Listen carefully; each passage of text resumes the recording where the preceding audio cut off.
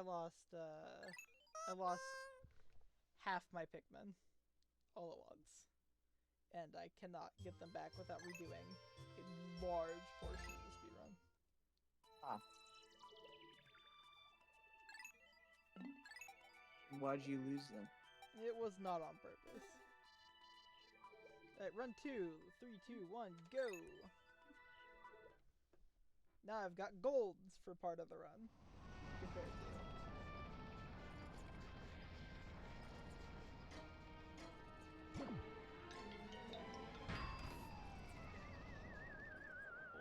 This game is not like Mario. What? This game is not like Mario. Pikmin or Zelda? Zelda. Both of them. This is true. They're different. Zelda is probably closer to Mario than Pikmin is, though. Did you like the conversation earlier with my grandma? It was fun. She's fun.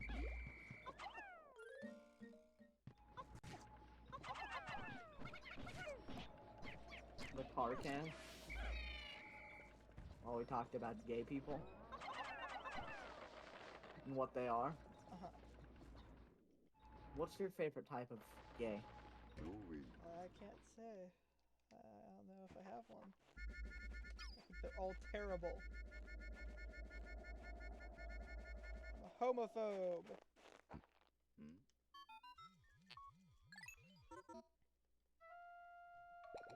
My favorite type of gay is the one that's happy, joyful, and exuberant.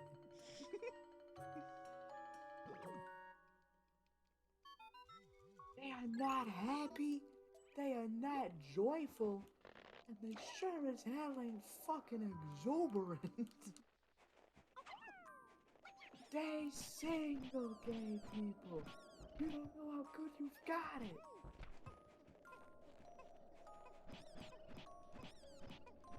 Wish more people knew about the big man. Of course. So, I told you that they're thinking about moving me straight up to the advanced video production class. In the advanced class, it's very open-ended and you can kind of make whatever the hell you want. But an actual serious suggestion from my video production teacher was to make a recurring series where I talk about dead people I like. Really? Which sounds like just the best thing. It is the best thing. But also, then I'd just be salmonella. Oh my god! But like mildly less racist. Oh, but all the dead people I like have already been covered by salmonella. I'd just be exposing them to potentially a broader audience, because he said he might air them. Imagine a 3-minute WTV segment of me talking about Michael Malloy. That would be awesome!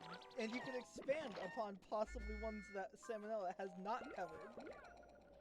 Like Ernest Hemingway. Like Ernest Hemingway.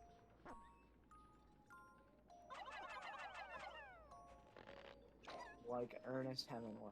And perhaps others, like William Henry Harrison. Like William Henry Harrison or Andrew Jackson. Exactly! But those would probably be under dead people you don't like. Well, no, and he had cheese. He did have cheese. Just one overall episode called Fun Presidents. I don't think there's enough time in one effort. I think there's much more than one episode's worth of Fun My Presidents. favorite thing about every president. Make that a series. Make that your series. Just like some great and some terrible things about every president. Just the most interesting things about every president that like people don't talk about. You could do that. That'd be awesome. I'd watch that.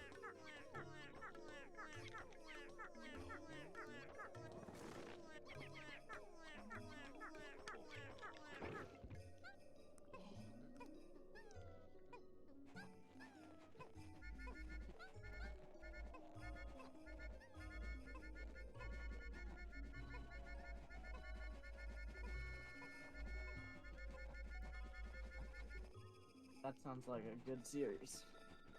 Because it is. I'm a Dead genius. people I like. I think my dad would hate it. Your dad would hate it. And he has to watch WTV every day. But if you do the interesting facts about presidents, he might like that. He'd hate it. What? It's when I told him that I was becoming the random trivia guy in my music theory class, or I like told you that, he like expressed visible disappointment. Why? He thinks I'm too nerdy, when really I'm just too awesome. That's true! Nerds make the world go round. This section is very long.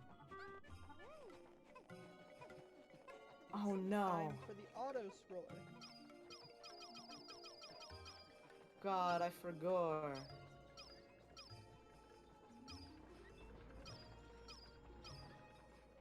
Yeah.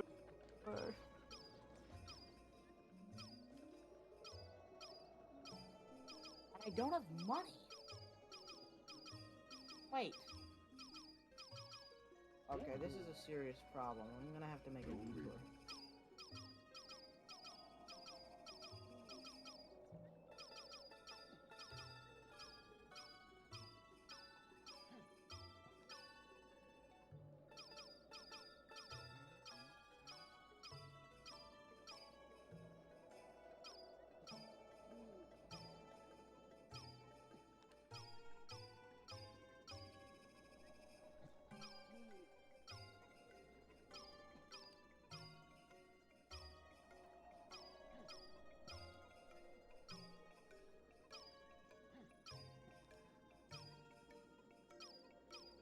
Ollie, What?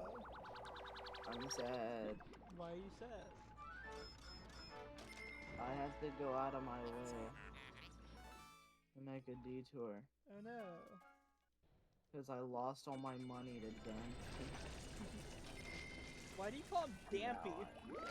That's his name. I know it's Dampy. I know you know it's Dampy. That's why I was asking you why you call him Dampy. Because it's funny. That's fair. I pronounce words on purpose. I'm starting. I pronounce words wrong on purpose. I'm aware. To not piss people off. It just kind of slightly, it peeves them.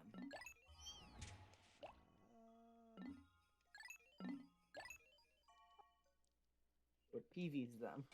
Bro, I'm losing so much time. I lost like 5 seconds. Seconds set up in a 3-hour run.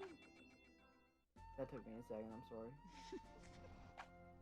Apology And not accepted. No. Apology accepted. Psych. We should bring back Psych. We should not bring back Psych. Can we bring back Psych? Psych. You know Psych? It never went away. We need to bring it back. Never went away. I've been using it all the time, forever. I've never used that word in my life. I feel like Psych. you might be perhaps telling a fib. Psych. I use that word every day.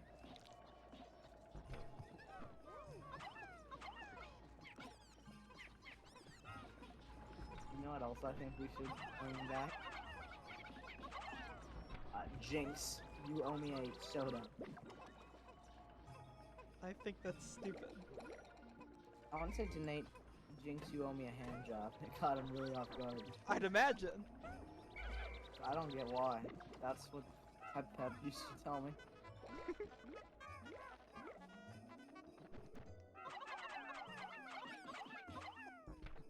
I got a question. This is a really important question.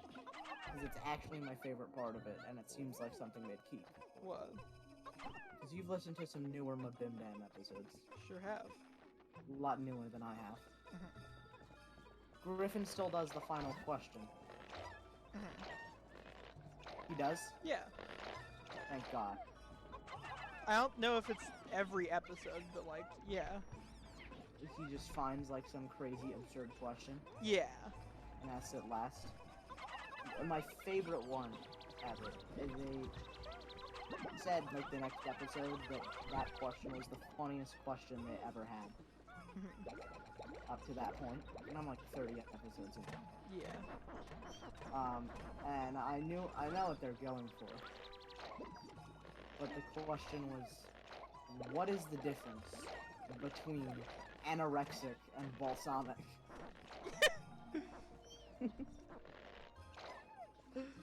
So they may have words confused, possibly. I mean, really, what is the difference? One of them was, what are the benefits of circumcising your hamster?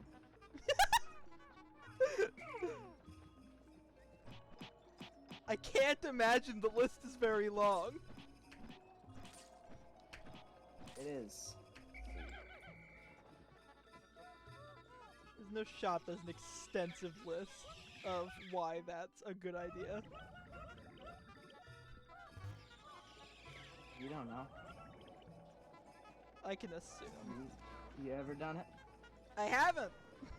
What I thought, pussy. Okay. Don't knock it till you try it. I don't think that's the correct way to use that phrase. Don't knock it till you circumcise it. Okay. They have so many other good ones that I'm just blanking on.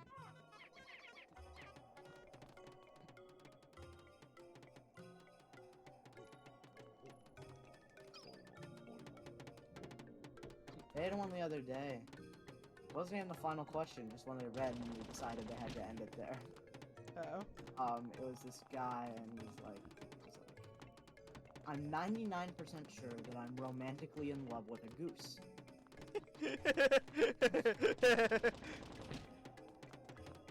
That's awesome. Follow it up, it's like, this isn't a joke. I genuinely feel extremely attached to the goose.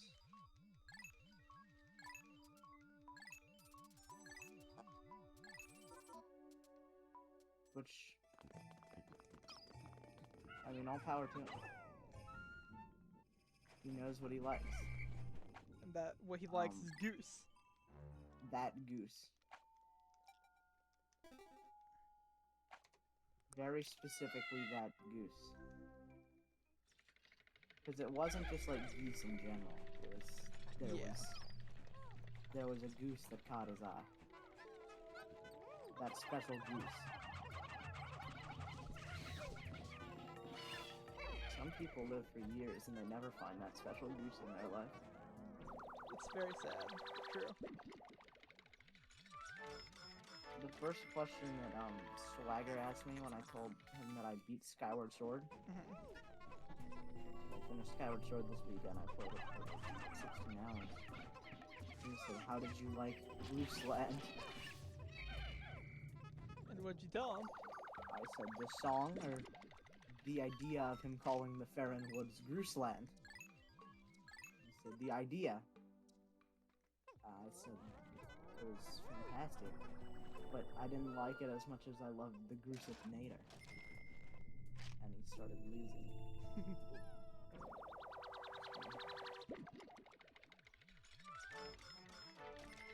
And he told me some fun Skyward Sword trivia. Oh, like what? I don't know if I should tell you, because it might be spoiler for the credits. As in, it is a spoiler for the credits. I appreciate you not telling me then. Bro, I hate this. I hate this. This area, everyone thought this was so cool back when this game came out. People were like, this is phenomenal. This is like the most revolutionary, realistic thing we've ever seen in a video game. What? But now it is just a hassle and not fun. The fishing pond. I'm going insane. How do they do the fishing pond in the speed run? People practice it a lot. Really? Yes. People have to practice the fishing pond? I have seen ZFG practice the fishing pond multiple times. He's no good. Of course. ZFG? More like, What else could... totally not fucking good at Zelda. Zelda? Fucking garbage. Did 2 purples get eaten? That's insane.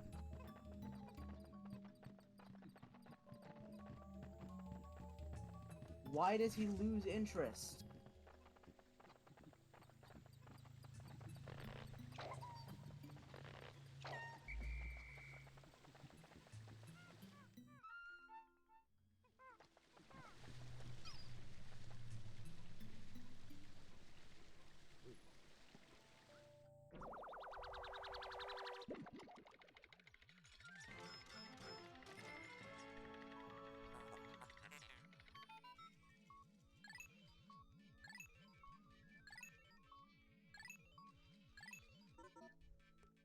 Fucker.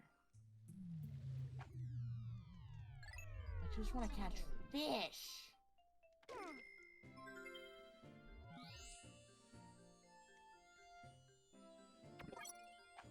Those damn liberals trying to stop me from catching fish.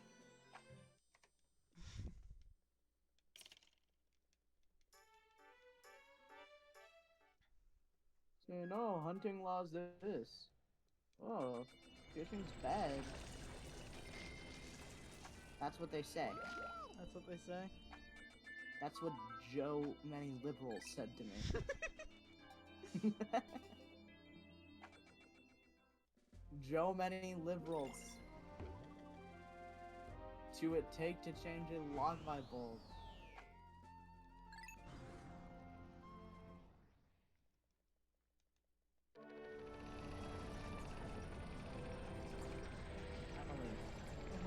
Joe Many.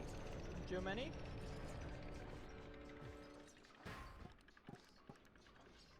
None. They're too busy their gender.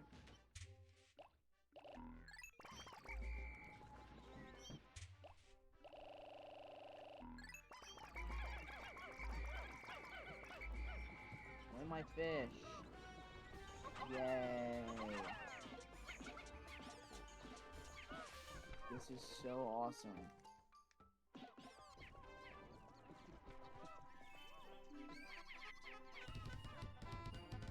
Guess how much money I have in my name right now? Probably not a whole bunch. 0 rupees.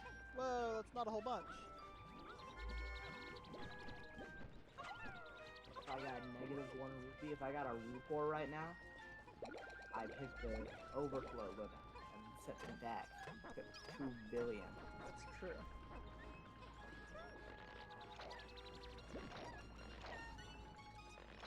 But rupor don't exist yet because of that. Because they knew it would glitchy game.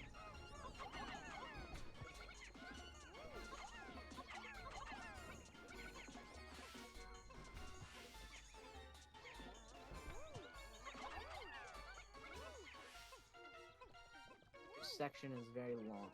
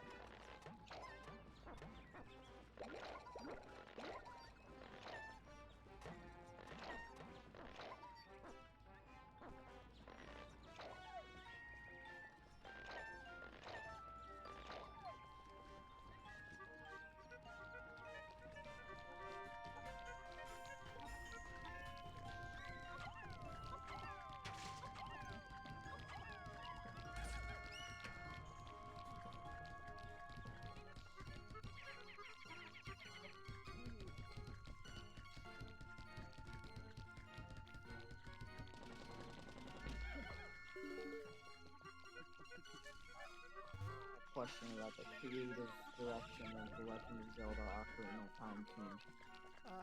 What's that? Why did they decide to make the key hats fucking gigantic?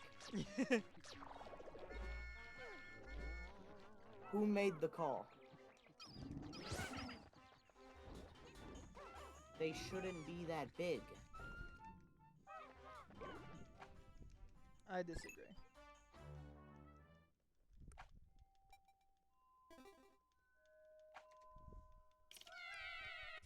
In my opinion, they should be bigger.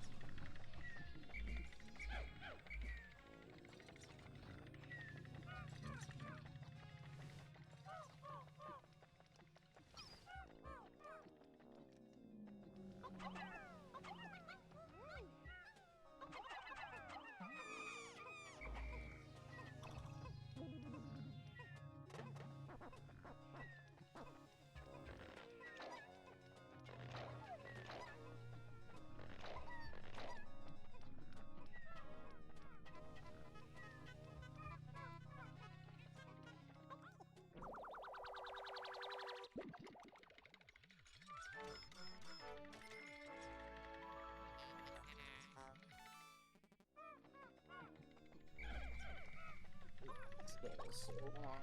Oh god, I unplugged my headphones out of rage.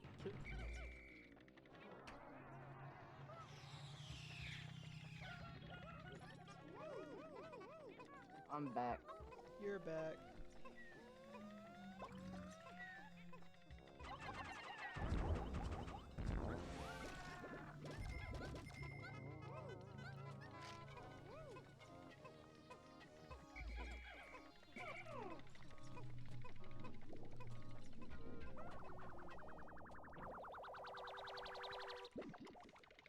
You know, it's so weird. What? Probably be weird to you too, because you've known him like pretty much as long as I have. That Davy graduates tomorrow. Yeah. That's bizarre. It is.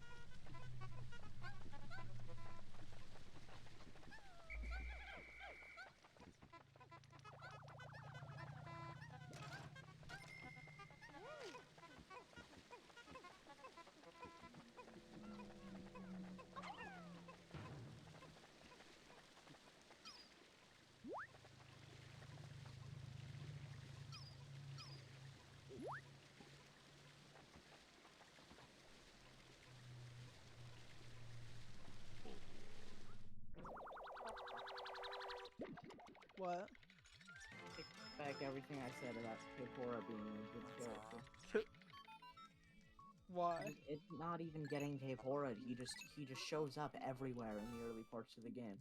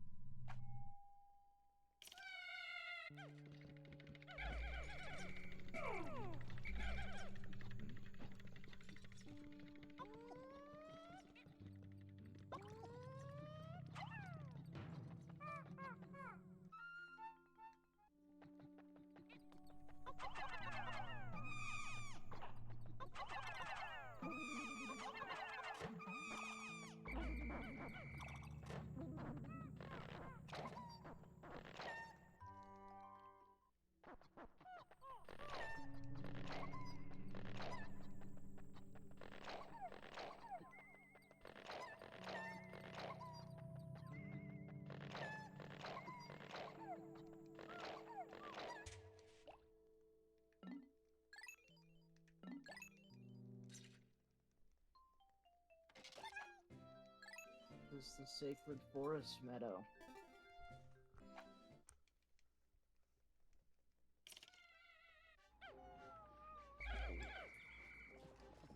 Try to follow along with the melody I will play.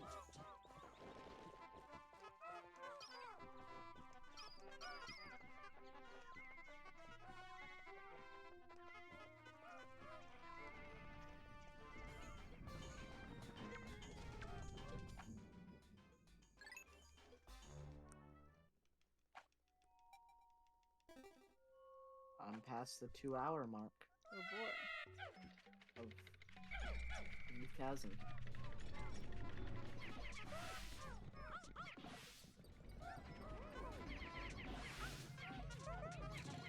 Breath of the Wild will probably become my most played Switch game. Yeah. I don't know. Odyssey.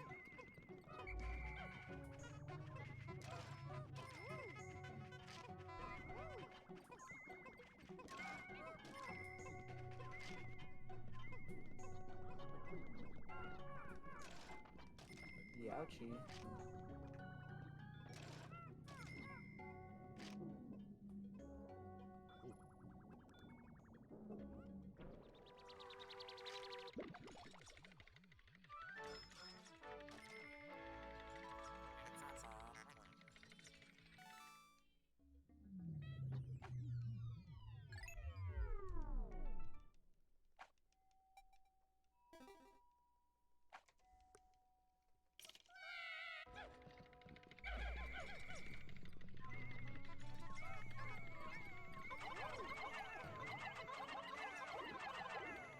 Oh my god. Oh, I'm so stupid.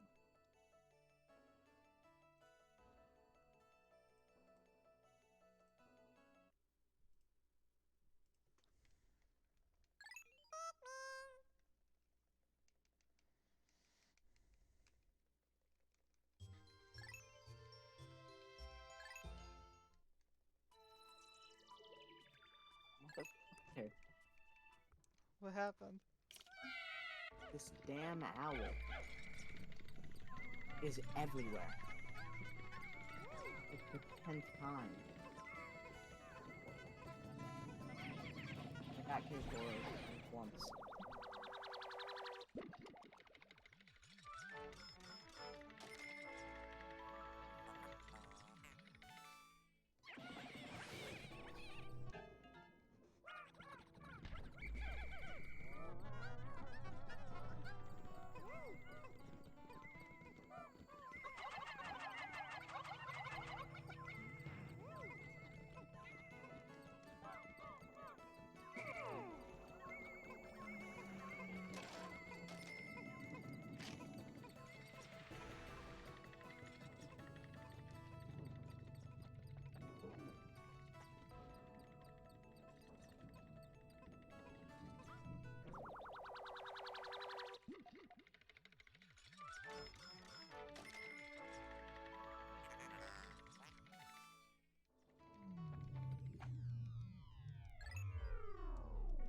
Even with all that, that didn't lose me too much time.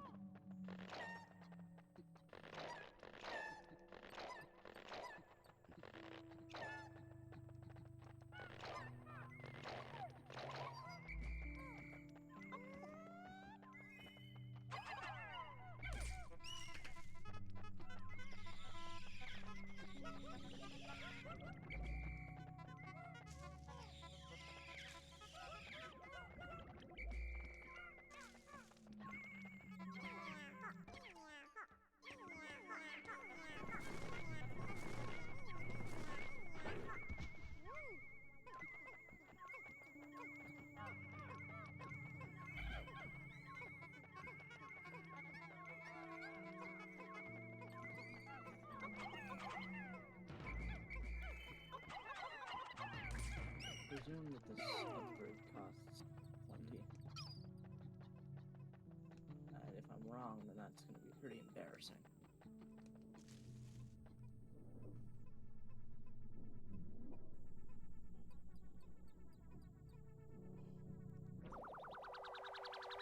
I also really need to piss.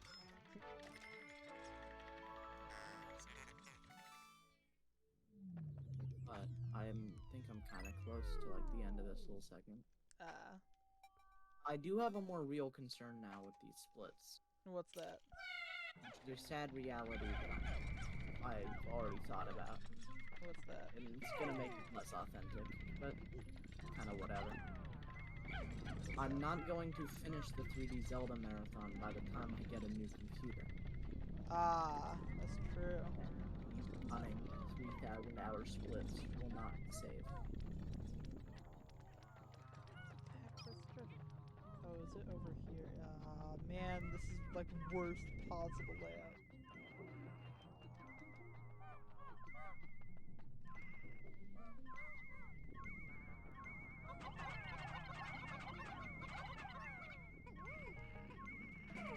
That might actually be the worst possible layout. It's gotta be close.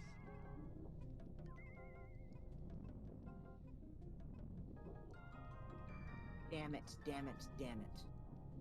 What? God fucking damn it. What?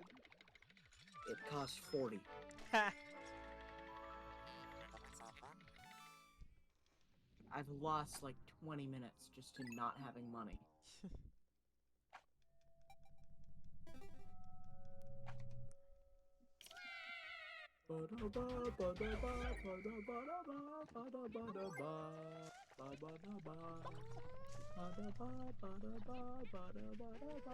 This song fucking sucks. It really sucks.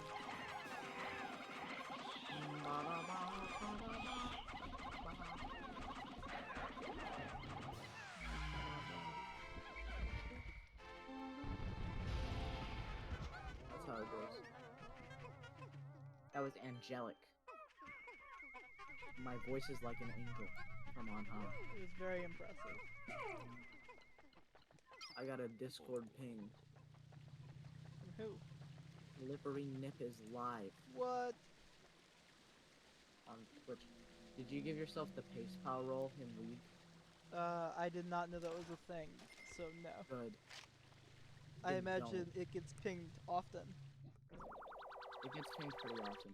It's kind of waning off. There's just a lot of people pinging like the first couple days that it was in use. That's fair. But pretty much it's just like the idea is anytime that anyone's in Tibby Yeah. on PB pace, you ping the pace power roll. Which happens a lot. Happens a good amount. And I mean, frankly, I just don't care.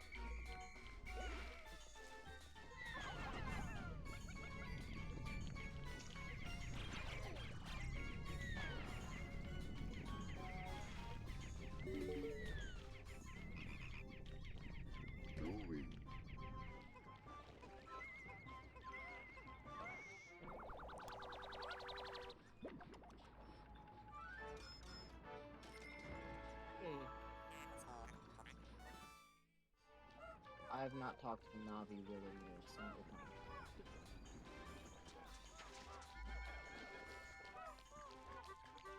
Maybe ever.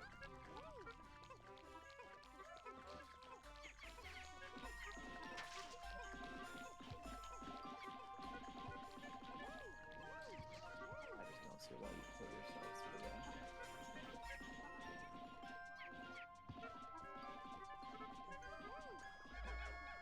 Big day.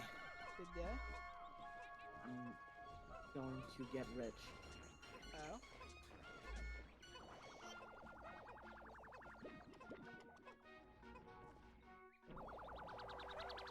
What I mean by that is I'm so sick of having been poor for this entire run that to overcompensate out of how pissed off I am, I'm going to grind to like the maximum amount of rupees in the little market house. Gotcha. And then I'm going to waste it all playing Dampy's heart-pounding grave digging quick. That's a lie, I'm actually not, because it's impossible.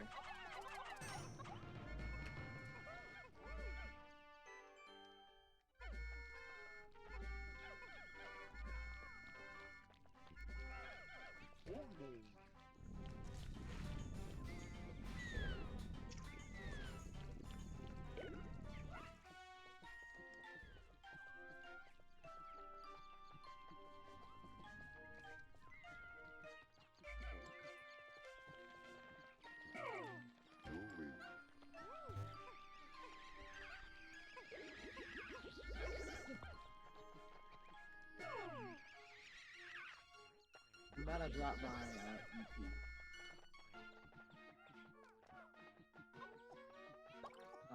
It's about something that is very special to me. You want to hear the name of it?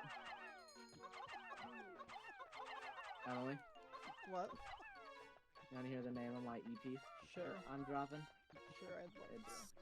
a very special subject to me. I'm releasing an EP soon. It's called There's Too Many Hot Lesbians. Ah. That's just how I feel. That's a fair opinion to have. There's a lot of them, There are quite a few. and I think it's unfair. I disagree. I think it's great. I think you're biased. That is possible.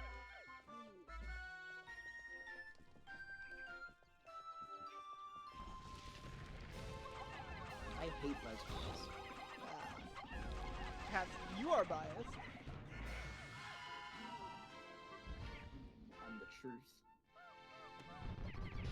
My name is Crappleback Moss. My word, law. You hear me?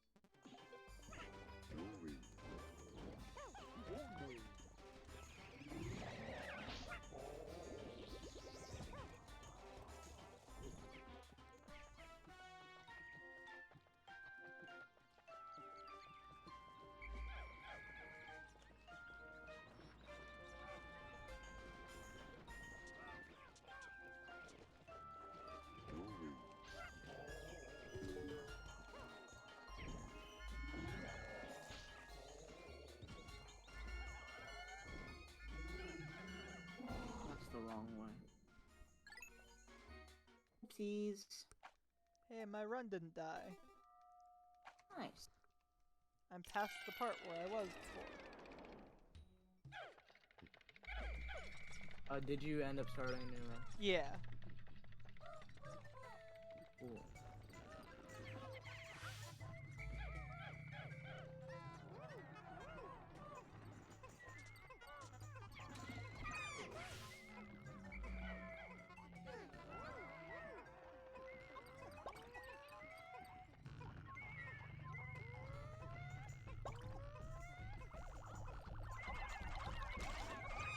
Just thought about the little men who make their boats go.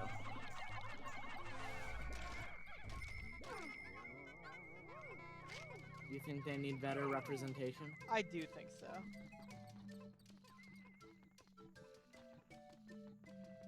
I think that'd be a good tweet. I stand with the little men who make the boats go. That would be a good tweet. I'll tweet that. My getting banned on Twitter story is a hit at school. Oh, really? Among the locals. You like it? So they say, you know, I got banned on Twitter. How did you get banned on Twitter? And I go, well, I tweeted. Trigger warning, violence. I am going to assassinate Harry Styles. / serious. And they interpreted it as a violent threat. I can't understand why. So I submitted an appeal along the lines of, please, Daddy Elon Musk, I love you so much. Unban my account, please, oh pretty please, oh pretty please. And they did. Just about what happened, yeah. And they did, and now I'm not banned on Twitter. Yeah. That's the gist of it. His.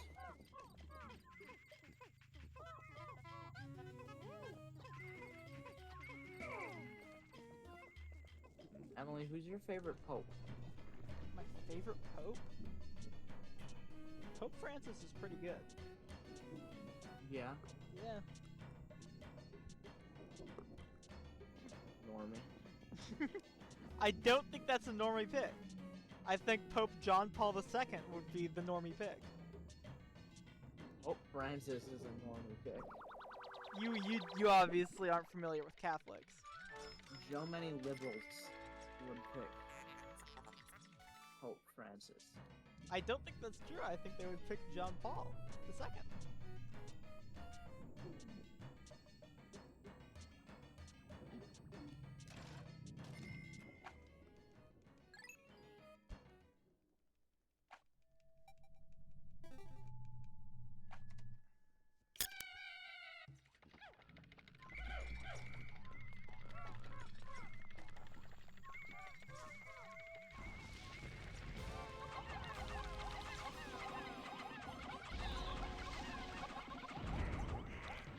I'm going insane. Ah.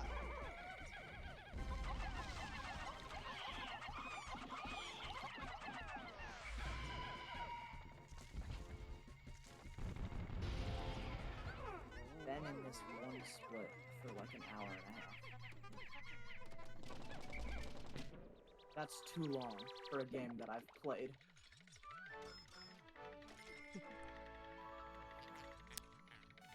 In fact, I've played like up to this point in the game like 3 or 4 times.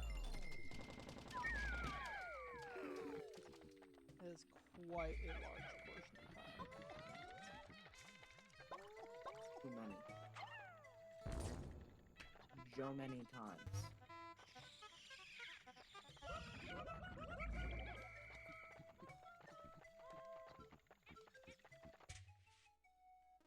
I'm gonna go piss, and then when I come back, it'll be time for the grave digging tour. Trust. This is how speedrun go. I believe it. This works perfectly. They don't tell you about this strat because it's banned in competitive. But piss manipulation actually is OP. I'll be back.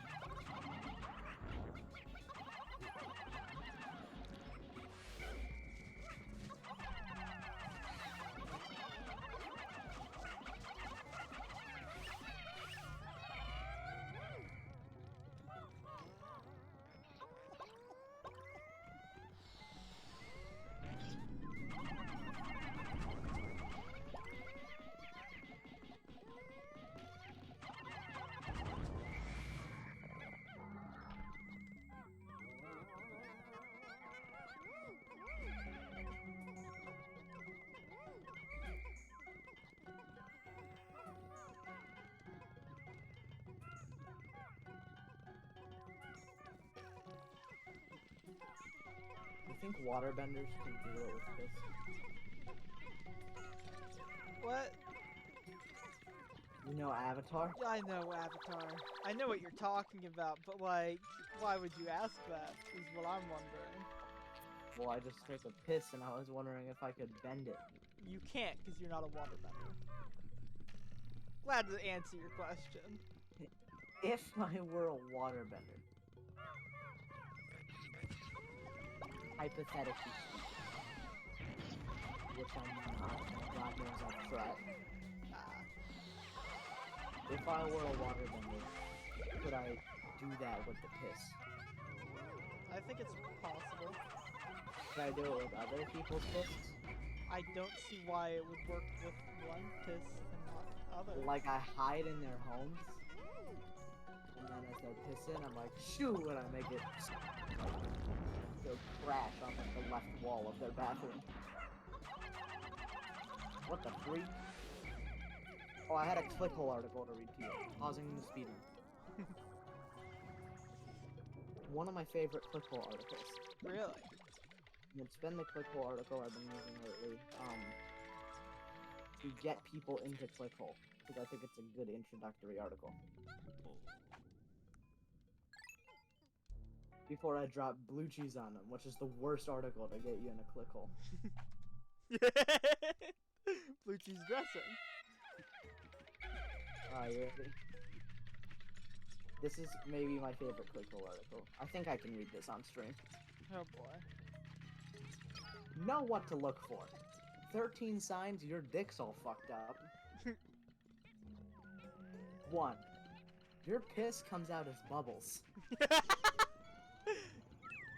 Streams, drips, and drizzles are fine. But if your piss floats out in bubble form, your dick might be all fucked up. 2. It's twirling around like a goddamn pinwheel. As fun and thrilling as this is to see, it's not something that dicks are supposed to do. The only time a dick should move on its own is when it's becoming erect. And if it's spinning and squirting every which way, that's a clear sign that something is seriously fucked with it.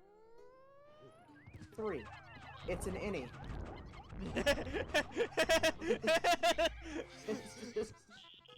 This is perfectly normal for belly buttons, but when it comes to dicks, it may be a cause for concern. Consult with your doctor if this is something you're experiencing. 4. It's really bright gray. Gray is a normally a color that's blindingly bright. If this happens to your dick, you should probably call your urologist right away. 5. You're able to wad it up into a ball like putty. You might think that this is cool and badass, but any medical professional will tell you it's actually pretty fucked up. 6. It's a salamander. Okay. Every dick is different. Some are long, some are angled, some have unusual discoloration, and that's perfectly okay, as these are just harmless, superficial irregularities, no different than, say, having a crooked nose or big ears. However, if your dick is a salamander, you might not want to be so quick to dismiss it as a benign cosmetic quirk, because in some cases this can actually be indicative of a more serious problem, namely that your dick could be all fucked up. 7. Your cockhole is hissing. Remember, hissing is for cats and cockroaches, not cockholes. 8. A picture of it ends up on the front page of Reddit with the caption, "Glad this isn't me." If this happens, you know you've got a fucked up dick, and you should get to the emergency room stat. 9. It's got icicles. Beautiful? Yes. An incredibly bad sign? Also yes. 10. It's 100% urethra. Oh god! Your urethra should make up 10% of your dick tops. Any more than that, and you've got a fucked up dick. 11. Your foreskin bites your hand every time you try to masturbate. This is obviously extremely annoying, but more than that, it's also a cause for concern. 12. It's just a third testicle. The more the merrier. Not when it comes to balls. Your dick should be a nut, Your dick should not be a nut. And if it is, chances are it's fucked up. 13. It's under 9 inches long. Yeah. You're gonna want to get that checked. So now, let me explain the interaction. Okay. I read this article to Chris. You know Chris? Yes. Beatbox white supremacist Chris? Chris, right? And I read this to him. This pickle article. And then jokingly afterwards, I said, I've got 6 of them. Right? So I got 6, how many did you get? And he looks at me and says, I unironically got 2. What? Wait, no, what? Which I'm thinking, what the fuck? And so he's like, let me see it.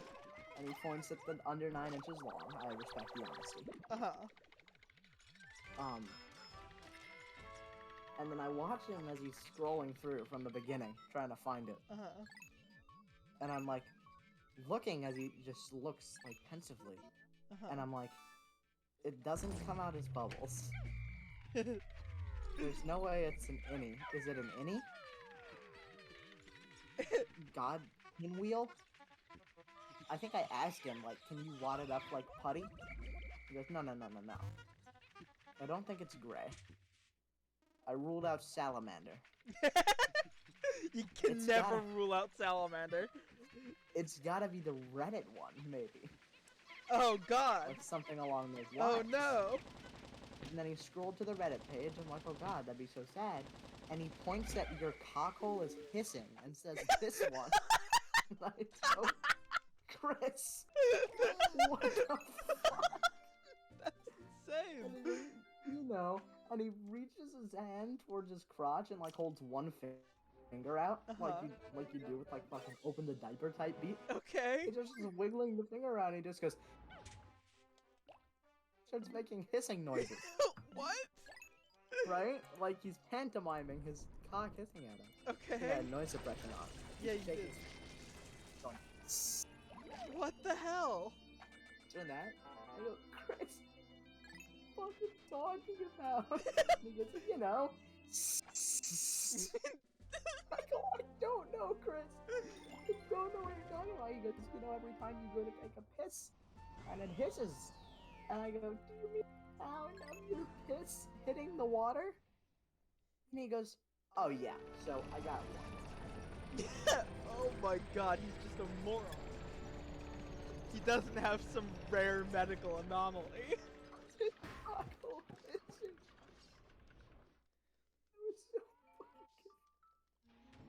It's hilarious. You want to?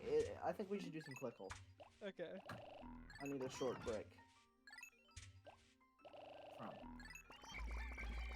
From Ocarina. Also, when other people started going to clickhole today, after I was telling this is a music theory, they started going to the page, and this was the most recent post, which was a good first impression. After the cockhole one.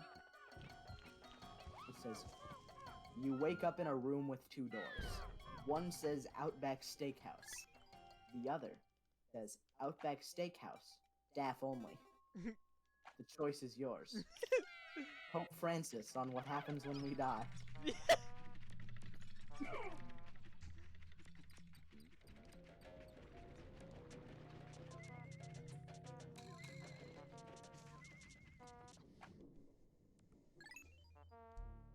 I don't give a shit about adult literacy.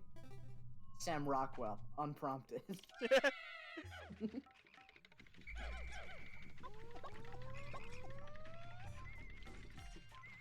Bleak Mike forecast. Looking like it's gonna be a bad summer for Mike. Oh, that's so sad. Poor Mike. Warm weather is upon us, and while the coming few months should be a fun and exciting time for most people, it seems that others won't be so lucky. It's looking like it's gonna be a bad summer for Mike. Oh boy, we're in for some high temps and a strong likelihood of Mike absolutely eating shit from June through August.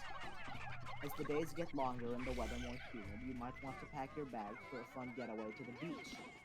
Unless you're Mike, who is predicted to suffer an absolutely brutal and debilitating sunburn while mowing the lawn on the first warm weekend of the year, and spend the subsequent months nursing his red, peeling skin while watching Pawn Stars in total darkness. Between the approaching ant infestation that will most likely hit Mike's kitchen within the days of the sunburn, and a strong chance of Mike contracting COVID at the gym by late June, the intensity of the general suckiness heading Mike's way cannot be overstated. There's no knowing for sure, but all signs suggest that old Mike is really in for it.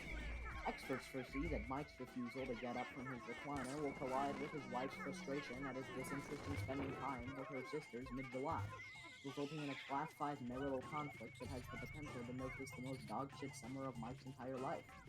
In fact, some suggest that Mike's home will see a veritable domestic El Nino through July and August, forcing Mike to sleep on the couch for nights on end and setting off a chain of disastrous Mike events, including back pain, heartburn, and an unprecedented Mike depression of epic proportions. No! Wow.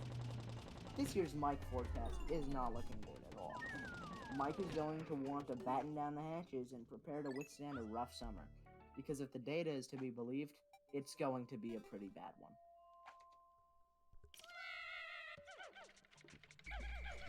What could have been?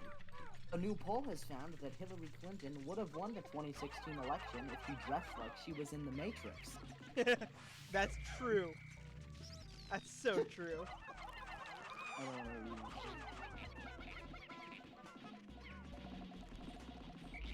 I believe that now, more than ever, it's important to tell these kinds of stories. Kate McKinnon on Verizon's new 5G coverage. It started sweet, at least. Tom Hanks randomly showed up to this couple's wedding in Central Park, but he's been slow dancing with the bride for like 45 minutes now.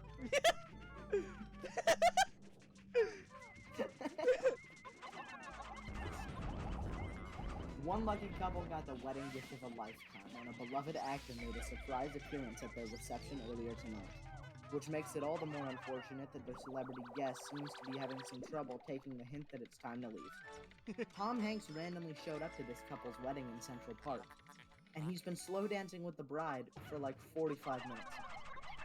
Yeah, you gotta think it's time to go now, Tom.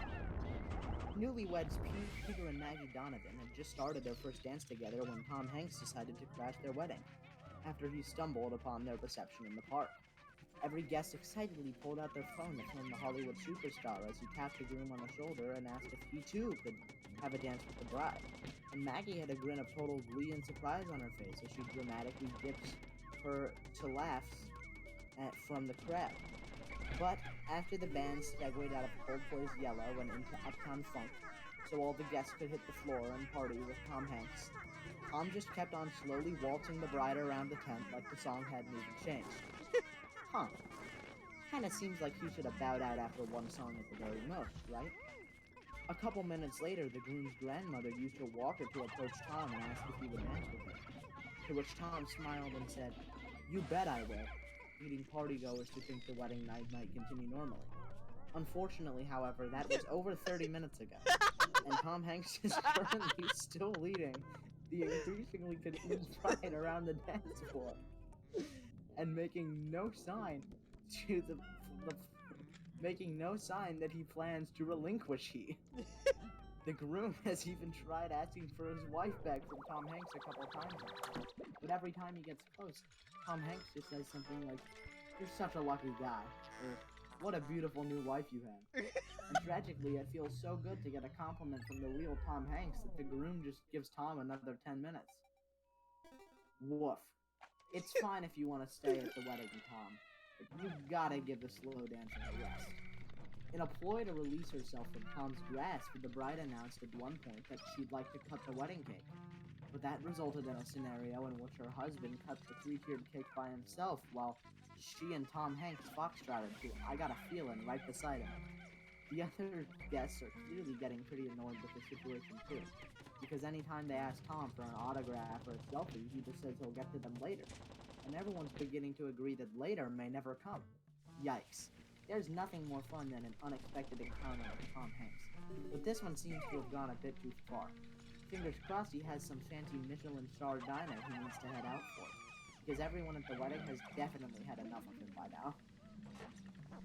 I like that one a lot.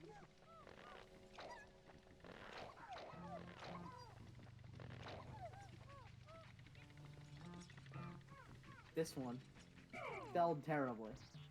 It says, I just remembered another princess I had that I didn't tell anyone about. By Queen Elizabeth II. What?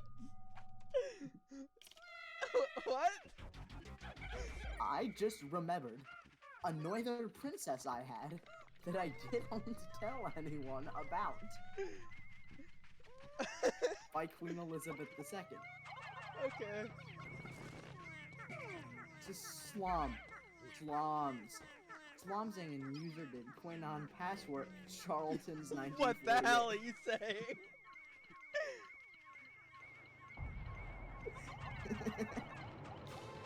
Slum. Let me start over. I think I just had a stroke.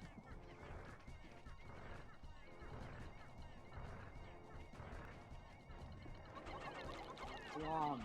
Slums. Slumsing and user did. Queenin. Patchwork. I just lost like 20 Pikmin because I'm having a stroke. What Slum. what the hell are you saying? Let me start over. Please do. This is very important. I hear slum. What does slum mean? I don't know. The first line says capital S-L-O-M.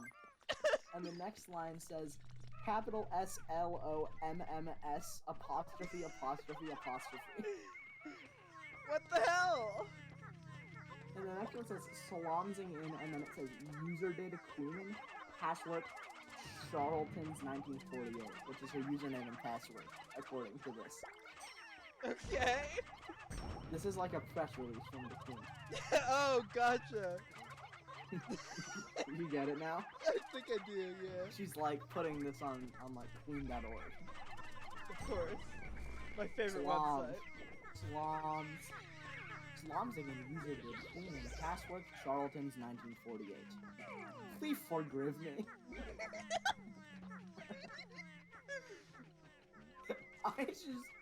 I just remembered something about the past. Official me on the record. I have 4 children. Charles, Prince of Wallers, Franz Andrew, Duke of York, and Princess Royal, and Prince Edward, Earl of Wessex. However, today I was looking at some old picture of my palm race and discovered something I remembered. I had another princess that I didn't tell anyone about. Princess Hummer. Hummer? The pair was The pair was 19,831. I already had a lot of princesses and crimes going on already. So when I discovered that I was pregnant, I found about myself, well, I'm just gonna ignore this one. And well, no one said anything to me about my large stomach, because I wrapped it in belts very tight to get it to regular size. Actually, a stomach belt is very comfortable, and I still wear them today. Because well, I was hopeful baby would just stay inside, but as bad luck would have it, I gave birth. Oh no, I thought. I did my best to hide the baby inside a lamp, but baby would cry. So then I hid it inside 2 lamps, then 3 lamps, etc. The baby named Princess Hummer, named after my favorite time of Mamarth. Well, at the time I was very busy and I lost track of time. So I was frequently forget where Princess Hummer was going. Sometimes I would not see Princess Hummer for days or even weeks at a time. but she always was okay when I did find her. Crying loud to show she had a lot of energy still. Really powerful child. Well, I think around time Rapincess Hummerth was around 9 or 12 years old. I flew to 9 or Cancun. 12 years old. I flew to Cancun for a much needed break from all her bullshit. And lo and behold, I totally forgot about her. Sometimes, though, I would still hear her cries. From in the antic inside a lap or even from inside my stomach. What's that? Dr. Philip would ask. I don't remember, and I don't care, I would say. His mouth hissing in agreement.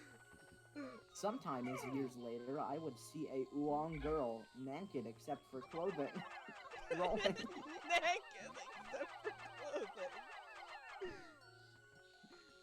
Rolling throughout the whole of the parliament, honking at the top of her lungs. But I never remembered who that was until now. She still seemed fine. Probably got a lot of food from the garbage and could steal crowns and scepters for money, so not a bad life for an unspeaking, naked, unknown secret princess.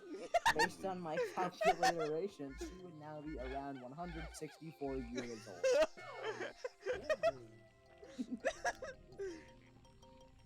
Hummerth, if you're reading this, which I know you can, I'm sorry for forgotten about you.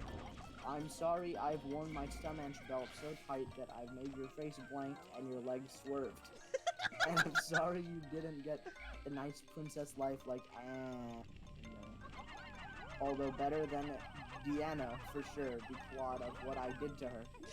So all in all, not a bad compromise. I may have forgotten my child, but in the end, I remembered her, which is what he really matters. Her Royale Margaretity Gwen Eliabrath the Sixth.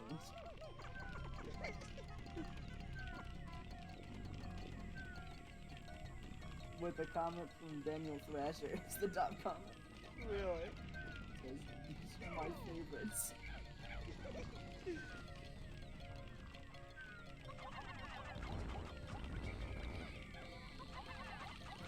You like that one? I do like that one. That one was really good. Slom. Sloms. Slom's like a user group. Queen and password.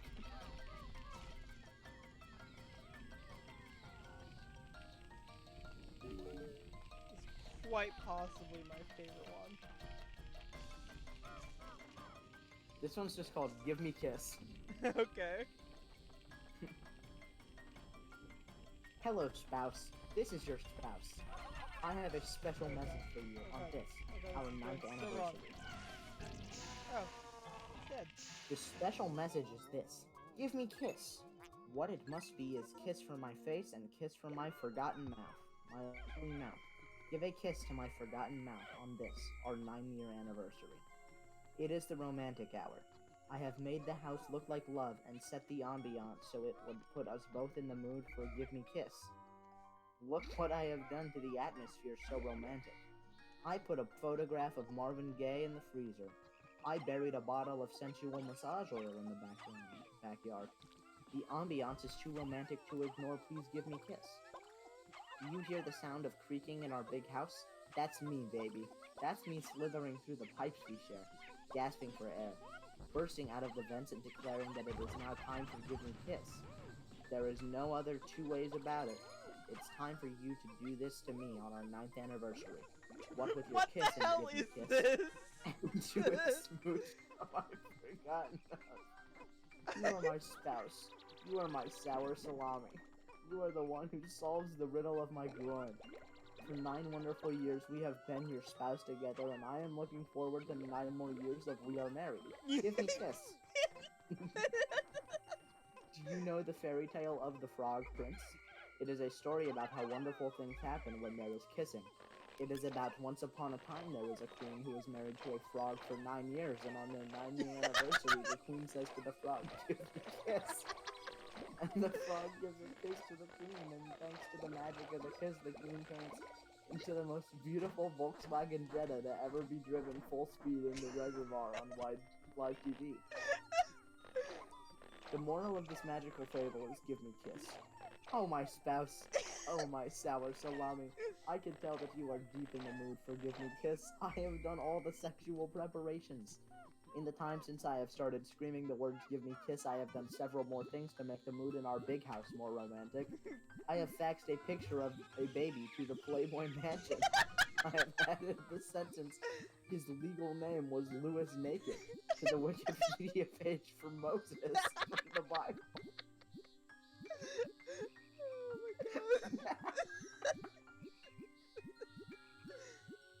Never has the air in our big house been so thick with sex. Now, more than ever, it's give me kiss. My mouth has a brother. My mouth's brother is my neck. You do not need to bring a kiss to my neck. I use my mouth to kiss my neck every morning right before I wake up for big breakfast. My neck has enough kisses from his brother, my forgotten mouth, from the deep caverns of the past. But I digress. I have stayed from the main topic of tonight's beautiful tantrum, which is, quote, honk honk beep beep, give me kiss. I can tell that you are in the mood for give me kiss. You have typed the word sexual tired into Grubhub, which is setting the mood for give me kiss. You have called an Uber and set up the pickup location as Smooch and the destination as Kiss. Uber says that one-star driver named Wife of Tarantula is on the way. Uber says that a one-star driver named Wife of Tarantula is on her way to pick us up in a school bus filled with ex-Marines. We can afford to use Uber because of the money we earn by selling x-rays of dead people to their grieving families. This is one of the many beautiful things we have accomplished together in our 9 years of marriage, and we must celebrate our many journeys and romantic adventures with Give Me Kiss. Now more than ever, and my forgotten mouth is ready to receive your dry, dry lips. Your lips are twin deserts that are very long and very dry, like two married hot dogs that live on the sun. And now your dry, dry lips are crumpled up into the shape of kiss, and your dry, dry lips are moving slowly towards my forgotten mouth, and my forgotten mouth is moving toward your dry, dry lips at the speed of love. And soon they will smash into each other, and the sound of my forgotten mouth smashing into your dry, dry lips sounds like a car crash, and a God's husky angels are laughing with joy, and they look down from heaven at the lovely ship. It is a love that is 9 wonderful years in the making, and I am looking forward to 3 more years of incredible marriage with you, and now we are doing Give Me Kiss, and you are my sour salami and the love of my life and my beautiful spouse, and now the kiss is over, and so I crawl back into the pipes of our big house, and you can hear me wriggling around in there, but you will not see me again for another 9 years. I love you. That was phenomenal. That was so good.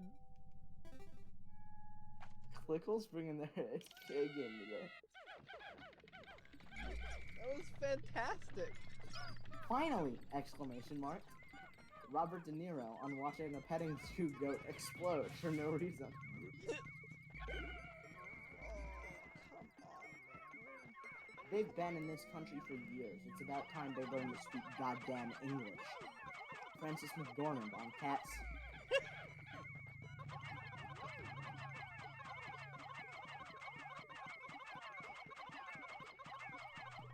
I'm gonna lose my mind. Just throw a purple.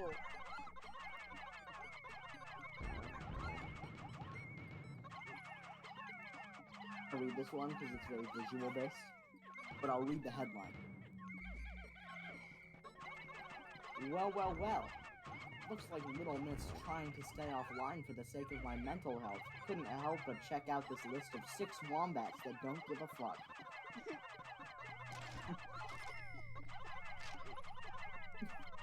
Matt Damon Fat Camp one. The Matt Damon Fat Gap one is one of the best.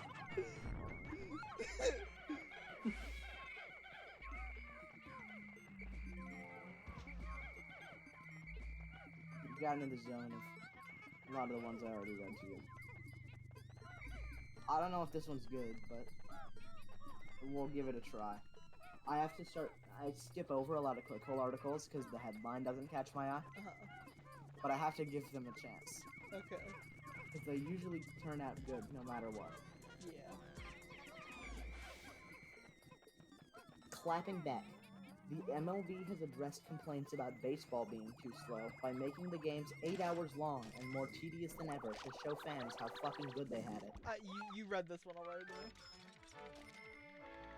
you? Did I? You sure did.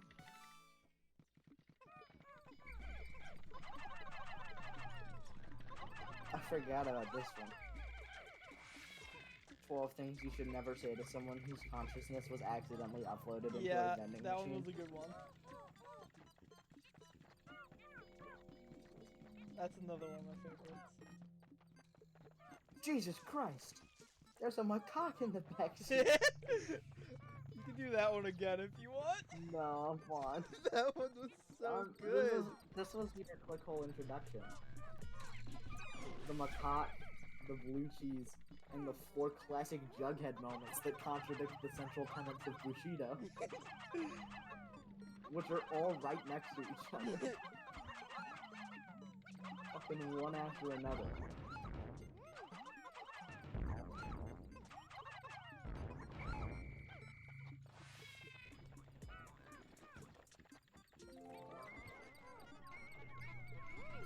Who greenlit this? To Catch a Predator is getting a spin-off called To Catch a Fish, where Chris Hansen goes fishing with pedophiles. I'd watch that.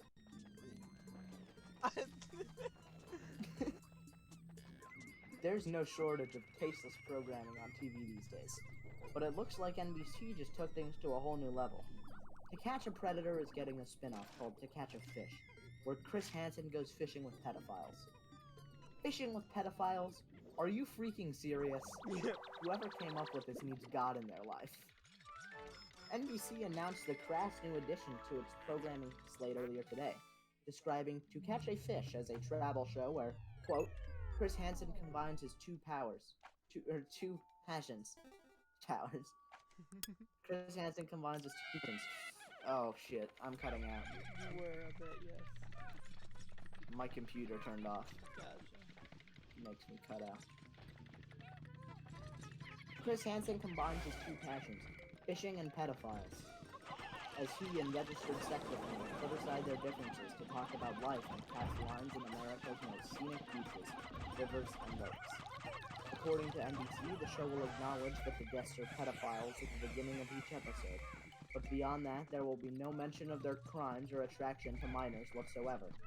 Instead, the program will focus on the deep conversations between the former Dateline journalist and his deviant guests, in which they share stories from their past and discuss lessons they've learned to adulthood, with any mentions of sex crimes being completely incidental. Marketing materials for the programs prominently feature an image of Hansen and a pedophile standing on a pontoon boat in waders, proudly holding up a large enough basket, accompanied by the show's tagline, I'm Chris Hansen. Why don't you have a seat on my boat? That sold it. That sold it for me. NBC also revealed that John Batiste, Grammy-winning band leader for The Late Show with Stephen Colbert, is signed to produce music for the show. Additionally, NBC released a short teaser trailer for the program featuring footage from an episode shot in Lake Tahoe, California, where Chris Hansen reels in trout and drinks beer with Kevin A. Gugliotta, a 53-year-old pedophile who served 12 years in Pennsylvania prison for the possession and distribution of child pornography. At one point in the clip, Gugliotta discloses an experience he had going door-to-door in his neighborhood to inform people of his criminal history.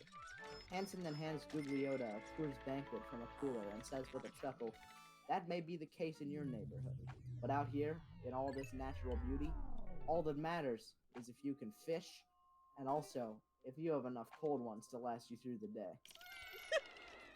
Who in the hell greenlit this? We honestly have no words right now. To Catch a Fish shows just how low the TV industry is willing to go for ratings, and we could not be more disgusted. Chris Hansen should be putting pedophiles behind bars, not going on beautiful fishing expeditions around the country with them.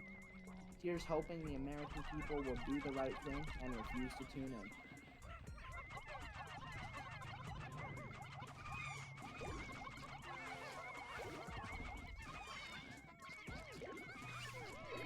Don't let fear of striking out keep you from playing the game. Go pick up a squirrel with your hands.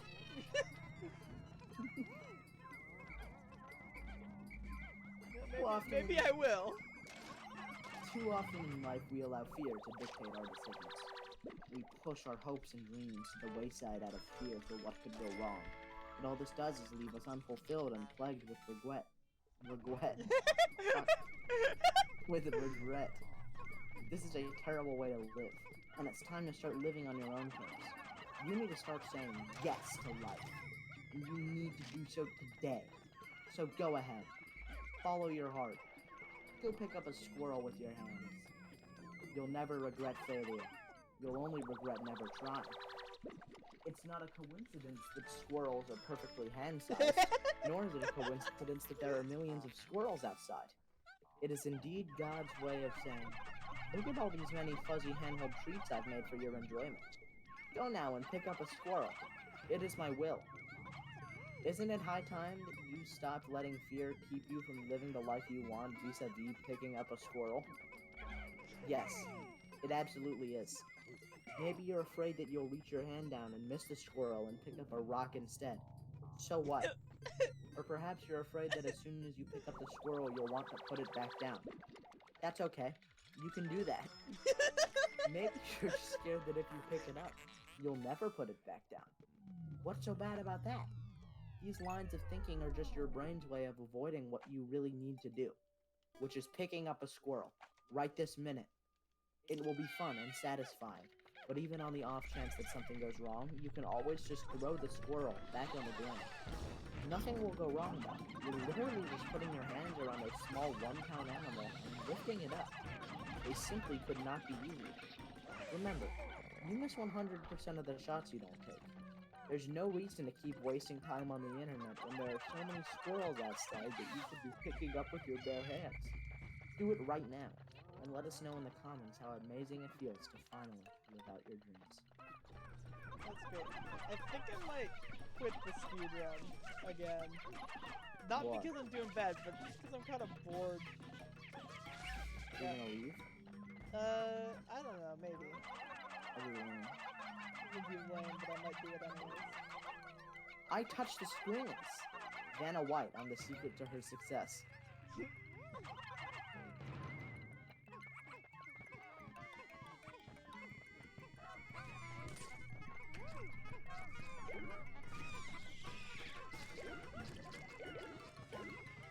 So this post, right?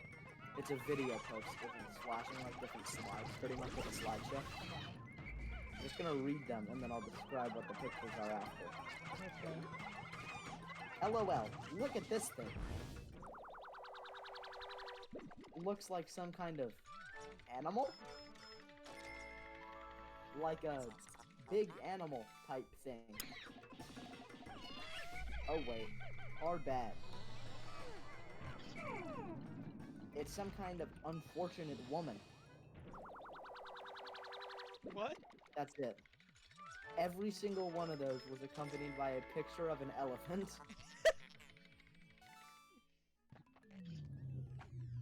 Okay.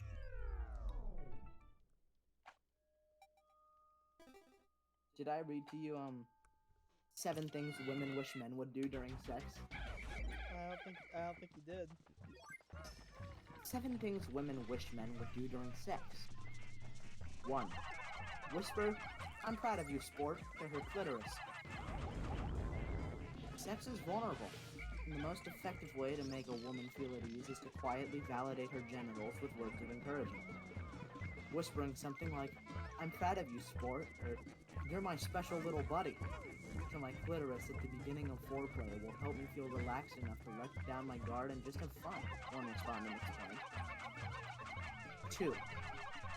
Fly to scenic Tokyo, Japan. Let's face it, all women want to go to Tokyo, Japan. So what better way to impress your love in the sack than to fly her over 6,000 miles to Japan mid-coitus? Come on, men. Indulge them. 3. Continuously press the garage remote to elicit the constant erotic rumbling of the garage door.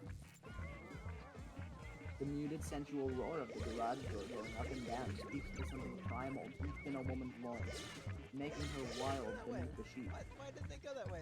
This run is like definitely open out that way. Garage noise is the sexiest thing in the world, one female respondent said.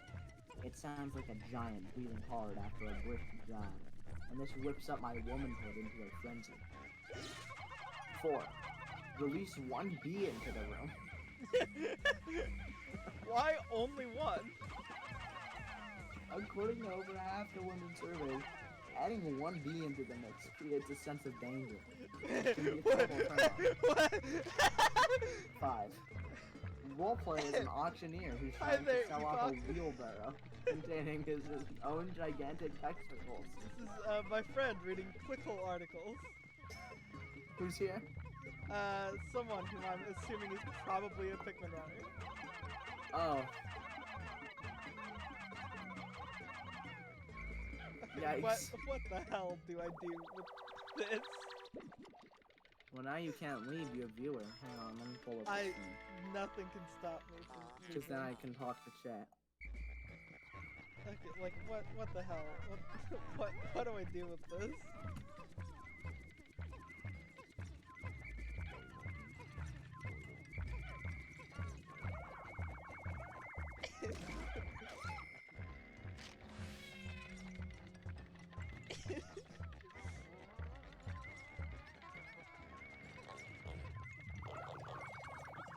Oh, wait, we're good.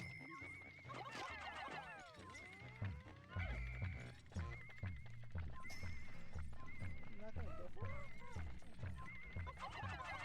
Epoch runs Pikmin 2 ROM hacks. Specifically Colossal Caverns. That's a good one. There's also a few other ones I'm aware of. That's not the one. Should I go back? Yes, you can say. 5. Roleplay as an auctioneer who's trying to sell off a wheelbarrow. Yo, you containing make his own ROM gigantic hacks and it's so testicles. much better.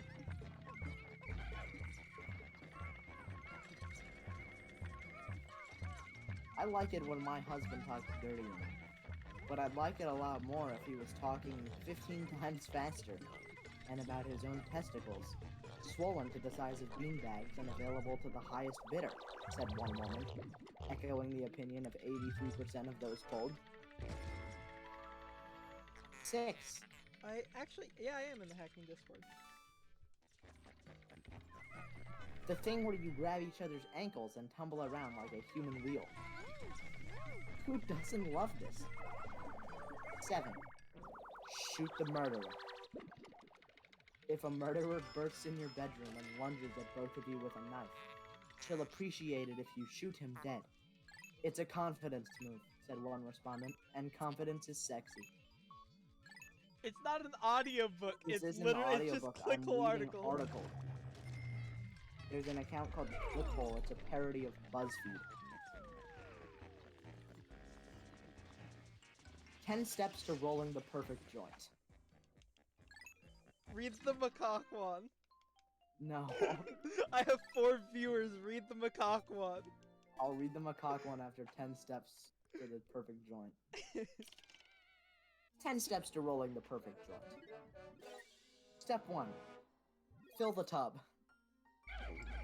Step 2. Get the weed, the dark fruit, the bush that grows in the shadow of the valley of the shadow of the weed. The jester's hiccup, the liquid daydream fresh from the ice cube tray, the wisdom tooth of the vegetable's ogre, Israeli nightshade, the Arizona iced tea of drugs, the dad bathlight, the sweet teen poison, the sickly crop of the wind farm, the flower the devil dares not to pick. Out of your fridge. Set it aside. Step 3. A filter keeps fire from squirming into your throat and laying eggs in your brainstem. Build the filter by pouring a mixture of egg whites and ground hen bones into a filter mold. and leave it at your parents' house over a long weekend to set. 4. Get your rolling paper by stripping a few inches of skin off the paper wretch with a hot carrot peeler. It may take a few tries to get a good swath. 5. To break up the weed, place it on an active fault line in a bowl full of gravel. 6. I was not expecting that twist. Once a major tectonic event has ground your weed, pound it into a paste using a book about a curious incident. 7. Wrap your index finger in paper and feed the weed paste into your port.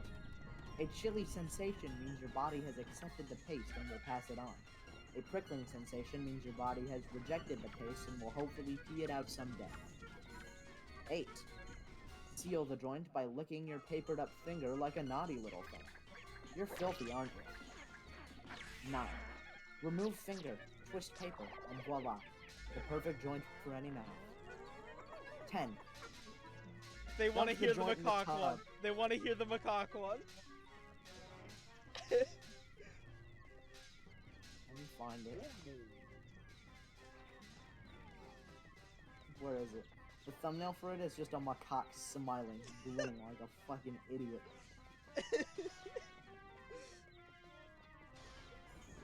In like a car's rearview mirror.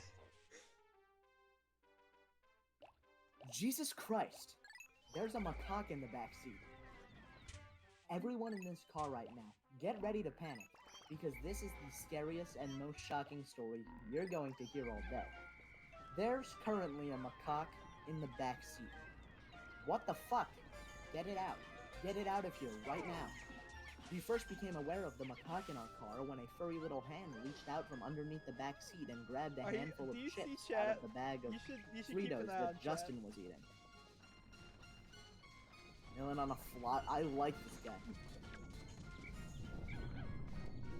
Justin screamed and the macaque rocketed out from under the seat and started leaping all over the car, shrieking and baring its teeth at everyone in a threatening way. For the past 5 minutes, everyone has been completely freaking out, doing their best to stay far away from the monkey as it explores the car and puts various small objects into its mouth. Holy shit, holy shit, holy shit. What are we going to do? We're on the freeway right now, so we can't exactly get out of our car. What if it bites us or steals our lunches? Okay, we're going to try to open the window and see if the macaque leaps out. Fuck, nope, it's not working. The macaque clearly does not want to leap out of the window of a car currently driving 65 miles per hour. Fuck, shit, it just ripped a hair clip right out of Lucy's hair. No way she's getting that back. The monkey is grabbing pretty much every shiny object it can get its gross little hands on and is making a little pile of them underneath the passenger seat. Jesus Christ. Okay, what else can we do here? Haley just found a paper shopping bag stuffed into the pocket behind the driver's seat. She's going to try to trap the monkey underneath it. Careful now. Careful. Haley. Easy now. Fuck. Haley brought the bag down on top of the macaque, and the fucking monkey tore right through the top of it and straight up slapped Haley in the face. The monkey slapped Haley. The situation is out of control. Even though Lucy is driving, she's currently on her phone frantically skimming the macaque Wikipedia article to see if it has a subsection called Removal from Moving Cars. Obviously, it's not ideal to have the person driving the car also browsing the internet, but this is a full-on emergency. Oh no! It's only a matter of time before the macaque starts biting people. Settings. Oh, it's ruined. No, you're good now. Well, this situation just got even more dire. Haley just googled, "Are monkey bites poisonous?" And she says she can't find anything online that explicitly says they're not. And now Justin is taking off one of his boots and trying to whack the macaque in hopes of knocking it out before it gets even more violent. But goddamn, it's a fast little fucker. Every time Justin swings the boot at it, the hairy freak just easily leaps out of the way. It's getting angry too. One of us is going to get bitten. It's just a matter of time. I am in the Oh great. Oh great, the monkey is pissing. Fan-fucking-tastic, the monkey is pissing and it stinks. Lucy's on the phone with her mom asking her what she should do. Her mom just asked her if she keeps a gun in the glove compartment, and when Lucy said she didn't, her mom said she was out of ideas and hung up. We are officially on our own here. Fuck. The macaque is chewing on the phone charger Lucy has plugged into the dashboard. Haley tried to shoo it and the macaque slapped her hand away. Fuck, the monkey just bit Lucy because she tried to grab her haircut back from the monkey's pile of shiny objects. We knew this was bound to happen, and now it has. If the monkey is poisonous, she's definitely going to need to go to the hospital. There's no sugarcoating it. This car belongs to the macaque now. Lucy's pulling over to the shoulder, and we're just going to abandon the car here on the side of the freeway. We'll walk to the nearest rest stop, and hopefully at that point we can call the National Guard or something to deal with the monkey. Fuck. This is seriously the last thing we needed today. We finished the sex list. Yeah, that was it.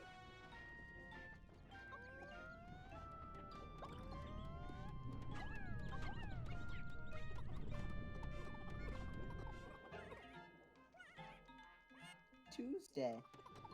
Share your favorite trapezoid-related memories in the comments below.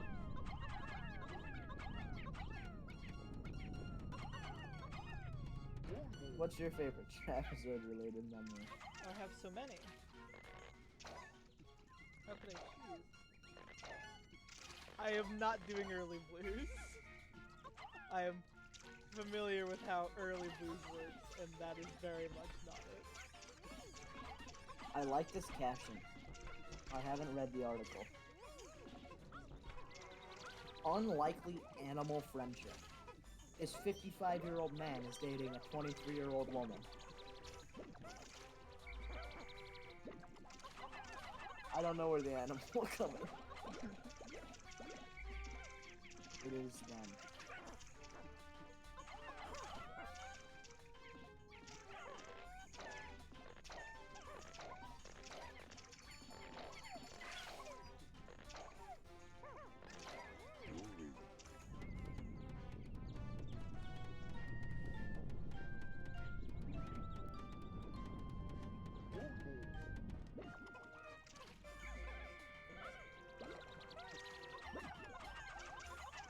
Trouble in Paradise?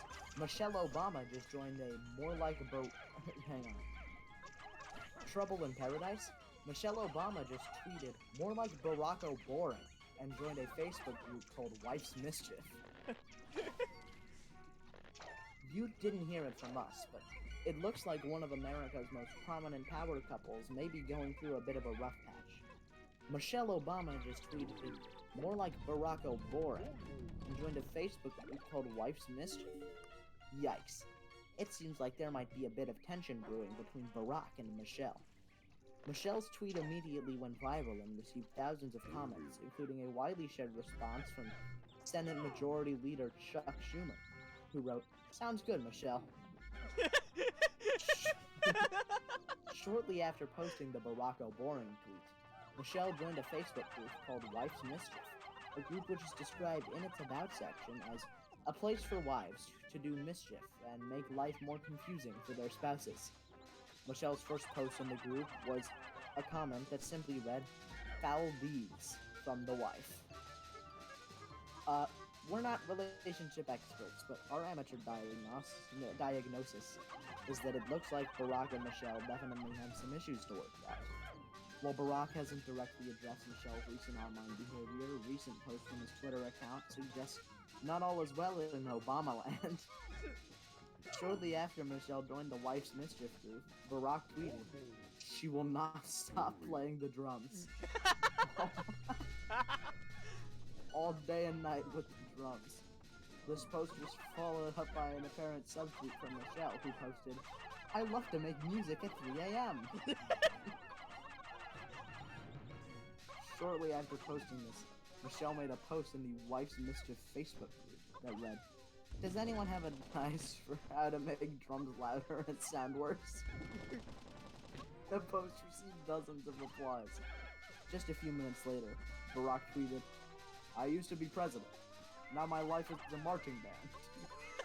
It was definitely enough to get the gossip mill buzzing with rumors that the former First Family was going through a rough patch.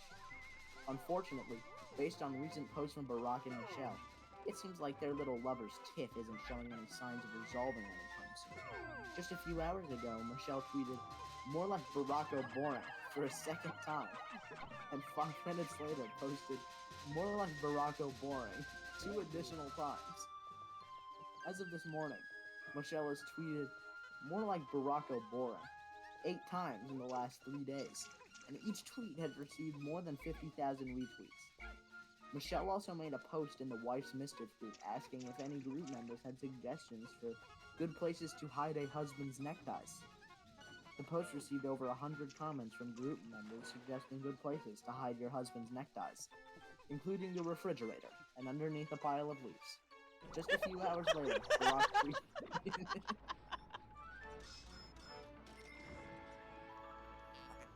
You like that? Yeah. Oh. Just a few hours later, should I do an Obama impression for his parts? Absolutely. Just to ruin it. Just a few hours later, Barack tweeted, "My ties, gone. I must find them. All my apes gone. My ties, gone. I must find them. I will search everywhere. I will tear this house apart with my bare hands." He then posted a follow-up tweet that read, "Tore up the living room floors with a crowbar. Found one of my ties. Six ties left to go. Hashtag 7 ties. Hashtag she hid them." Michelle replied to this post by tweeting, "He'll die before he finds them all." It was an incredibly candid and honestly pretty awkward look into the private lives of this iconic couple. As of now, the online drama is showing no signs of slowing down. Michelle was recently made an admin of Wife's Mischief, and Barack has been tweeting non-stop about his search for his hidden neckties. It seems pretty obvious that there's a bit of trouble in paradise for the Obamas. Here's hoping Barack and Michelle can work through this tense time in their relationship and get their marriage back on track.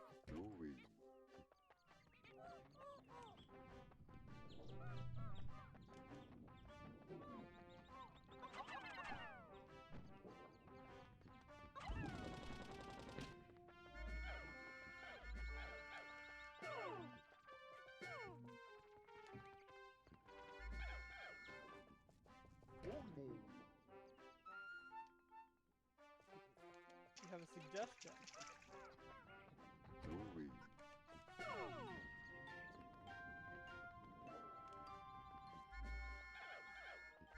The frog The beanie frog? baby green text. Oh god. I like green text, but I'm not aware of this. If I look up frog beanie baby green text,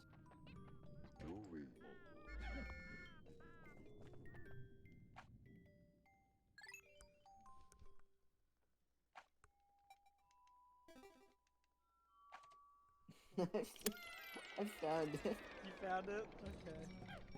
I'm pretty sure. Anonymous. Oh, God. My dad would punish me with psychological torture. Drove me nuts. Here's an example. Is this the right one? Tell me if I'm reading the wrong one. As a kid, tell Dad to fuck off because I'm playing Super Nintendo. Dad, displeased at my French, begins to formulate his plot. Wake up the next morning. A small beanie baby frog is on my pillow. Scares the crap out of me. Shrug it off. Go to eat breakfast. Pour cereal. Small beanie baby frog comes out of box. What the fuck? Go to school. Backpack feels heavier than usual. Check middle pocket. Filled with like 10 frogs. I'm thoroughly scared now. Look out the window to daydream as I often do. Beanie baby frog on outside windowsill. Freak out in class. Sent out to hall. Get home. Pitch black because lights off in drape bolt. Turn on light. Entire fucking kitchen filled with beanie baby frogs. What the fuck? Scream. Heavy knocks on door. Turn around. Man in frog suit pressing his face against the door. scream. Run up to room. Lock the door. A single frog in middle of the floor on top of a piece of paper. Lift up frog. Take note. Read note. Open the door, son. Scared. Open door for Frogman. Frogman silently, slowly walks up to me. I know it's you, Dad, I say. He says in a voice nothing like my father's. It is not, Anon. I scream. He takes his mask off. It is my uncle. My dad comes into house laughing like an idiot. I piss myself. Dad laughs and said, we don't say fuck in this house, boy. Now who's up on McDonald's? Seriously, Dad, where did you get all those fucking Beanie Babies from? That's it. That's a good one. I like it. Anon has a dad, all green text.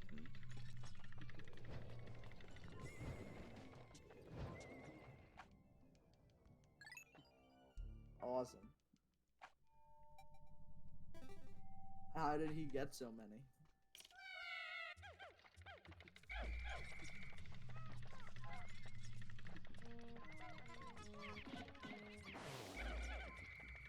Incredible news.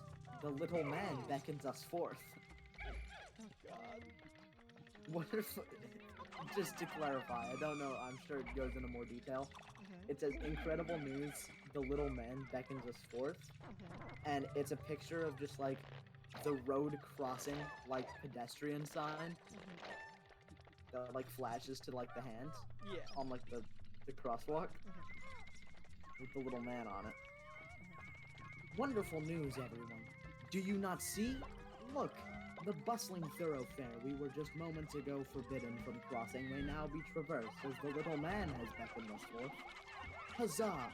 The merciful white sentinel has granted us a safe path and traffic must now bow to us as kings. It was but 2 minutes forward that we first approached this intersection seeking passage to yon Dunkin' Donuts, only to be halted by the fearsome hand. A glowing disembodied appendage with godlike authority over traffic both pedestrian and motored. To defy the fearsome hand would mean certain death as beyond this impasse rumbled an endless cavalcade of auto cars, barreling by with such terrible speed as to obliterate any poor soul into a great cloud of blood and chunks. All hope of reaching our destination seemed lost. But then, just as we were readying to turn back and retreat in shame, a savior arrived in the form of a faceless white fellow. It was the little man! From where he came we do not know, but our hearts were immediately gladdened by the sight of this luminous angel. This kindly warden posed mid-stride in a daffy strut, almost as if to say, go on, weary traveler, walk with me. Tread freely through this bustling frontier. For I, as Moses, will part your way, and like moths to a flame, we were drawn to the little man's heavenly light. Marching forth across the road without fear, for we knew our pale hero was watching over us and keeping the auto cars at bay, so as to spare us from their terrible violence. We are so grateful for the sweet little man. He has vanquished the fearsome hand with his mere presence, and because of this, we may now continue our travels to Dunkin' Donuts, where we shall acquire some munchkins, or perhaps a sausage and cheese croissant. Onward!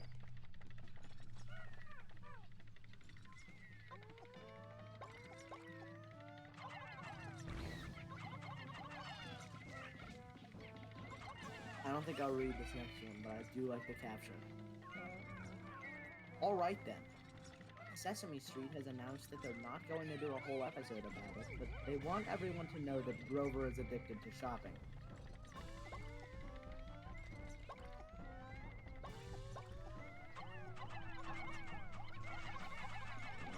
I like this title too. Let me know if you want me to read it. What is it? Stubborn little leisure lords. 6 tricks for luring your hedonistic 7-year-old out of the sauna.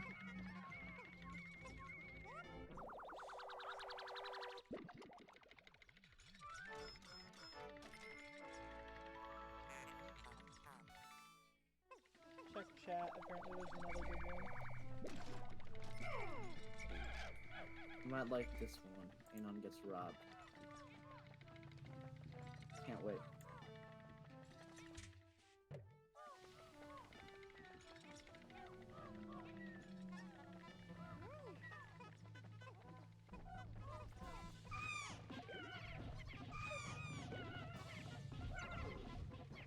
not really cringe, but I have a story from a friend about missing social cues. Walking around town late at night, reach a guy sitting on the sidewalk. He asks me for money. Sorry, man, I don't have any money. I have a knife. No, that's okay, man, I don't need a knife. Walk away. Don't realize I was getting robbed until later that night. That's it. I like that one.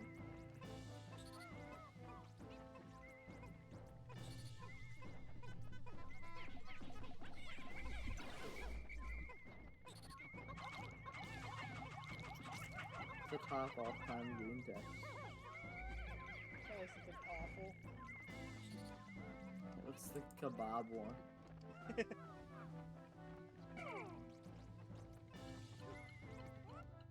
112,000 upvotes. That's a lot.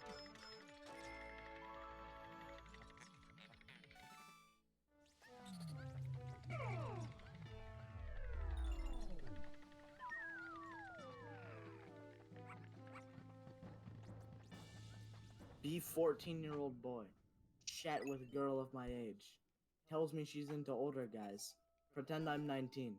Sext with her. Arrange meeting. Go to her house. It's Chris Hansen. Crew goes to jail for sexting with me.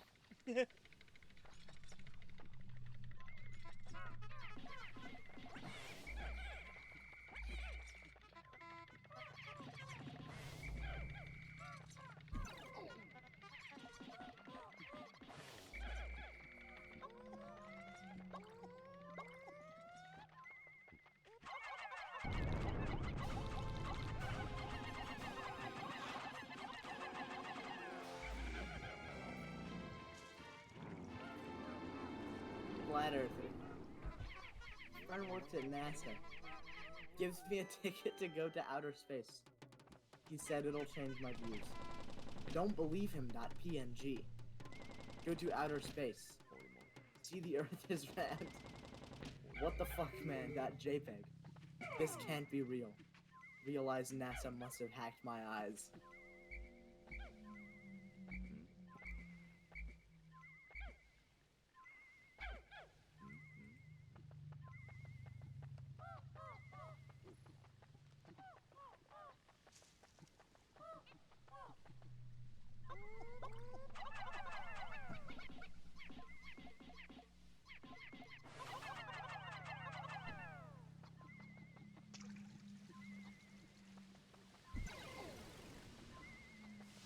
"19.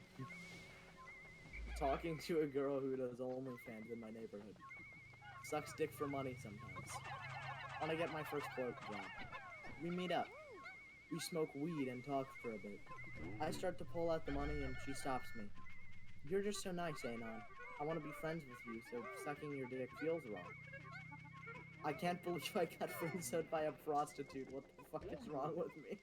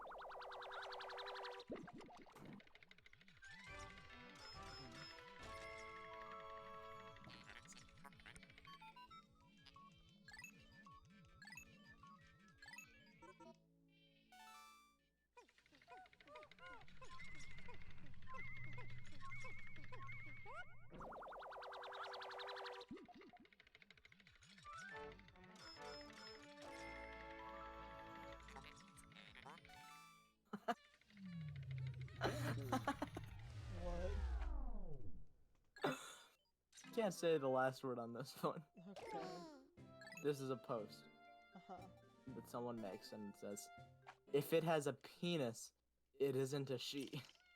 Ah. And then the next post says, "I'm straight, so whatever makes my dick hard is a woman." And then the F slur. Yeah, no, I've seen that, actually. Many times. I've seen that one.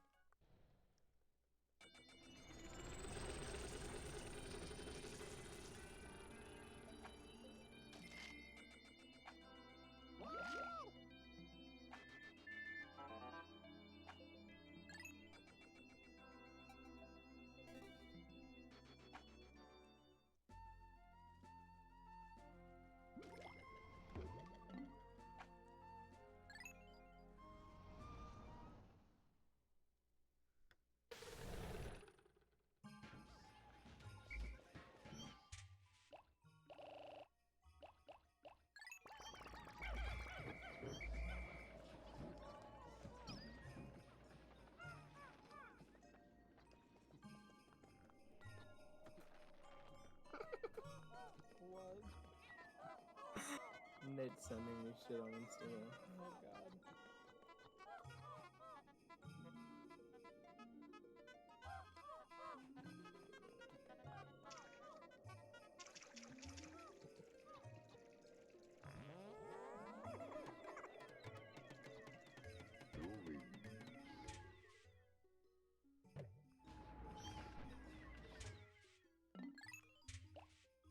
This is just a picture of a breaching whale.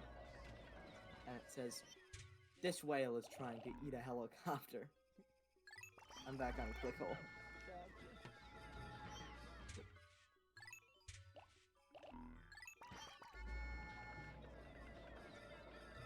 Ooh, I might have to read this one.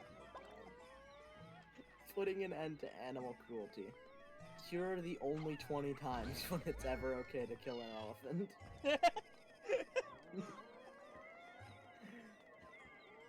1. A massive elephant is about to walk onto a rickety bridge which is already supporting 12 baby elephants. Only the most heartless person could kill an animal as incredible as an elephant. Unless, of course, that particular elephant was threatening the lives of 12 baby elephants, in which case murdering it would be completely justified. It's basic math. 2. It seems as if the elephant might be plotting a terrorist attack. The bloody slaughter of elephants for their ivory is a terrible thing, but so is terrorism. If a beautiful, majestic elephant is acting suspicious near a subway station in a crowded area, go ahead and end its life as quickly as possible.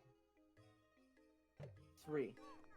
You are demonstrating to a group of children exactly what they should not do when they see an elephant. Just as it's okay to take a few animals for research that may benefit the species as a whole, it's fine to kill an elephant as example to kids of what not to do to an elephant. 4. The elephant is stuck on the fire escape of your apartment building. Here's a harrowing statistic. An estimated 100 elephants worldwide are killed daily by poachers. That means in comparison, killing an elephant here and there because they're causing a safety hazard by blocking a fire escape won't have much impact, so it's totally fine. In fact, it's your moral responsibility to use a harpoon gun to shoot any elephant blocking a designated fire escape route. 5. The elephant looks like shit. There are only a few dozen reasons you should ever kill an elephant, and this is one of the big ones. It's just generally a downer to see animals that aren't looking great. Feel free to rid the world of that hideous beast. 6. Your family is hungry and they want to eat an elephant. Normally, killing an elephant is the cruelest, least acceptable thing you can do. But your family has to eat, and it's cool to eat an elephant that is still alive. If your kids tell you they'd like to eat an elephant instead of pizza one night, you gotta go ahead and slaughter an elephant for them. 7. The elephant is about to sit on a pangolin. Taking an elephant's life should never be taken lightly, but when presented with a Sophie's choice between killing an elephant and letting it squash a pangolin, you need to choose the elephant. Pangolins are way cuter and more important than elephants, and their lives should always be prioritized over the lives of elephants. 8. It's about to die anyways. An elephant's life is one of the most precious things in the wild, but even the staunchiest environmentalists will tell you it's no big deal to kill an elephant that's going to die within the next couple of months anyway. 9. You are stranded on a desert island with an elephant, and it's eating all the coconuts. I'm just gonna read the headlines. Okay. Like the top of all of them. I don't want to read the details. 10. The president writes you a letter telling you to kill an elephant. 11. It's trampling people at a sporting event. 12. The elephant gets an erection in front of your young children at the zoo. 13. The elephant's tusks have a value of over $100,000. 14. The elephant has already done all of the elephant stuff it can do. 15. The elephant's trunk is tied in a knot with a better elephant trunk. 16. The elephant is causing a small plane to be dangerously overweight. 17. The elephant is frolicking in a way that makes you feel bad about your own sad life. 18. You need to blow off some steam after a rough day at work. 19. Despite your best efforts, the elephant just isn't working out as a pet. 20. The elephant keeps eating decorative gourds off your porch. That's all of them. That's all of them.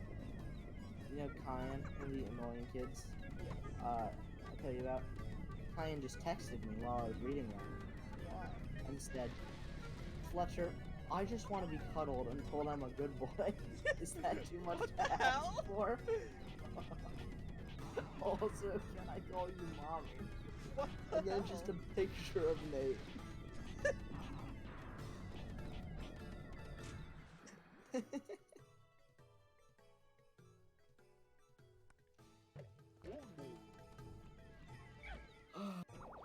Read the story of No.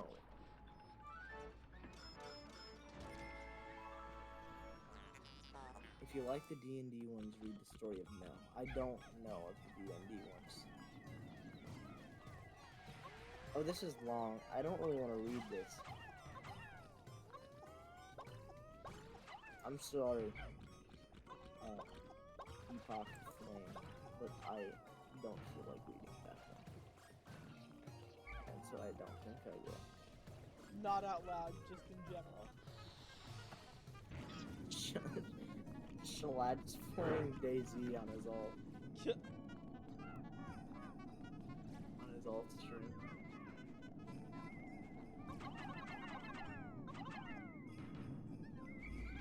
And Critical is playing Weed Shop 3. Of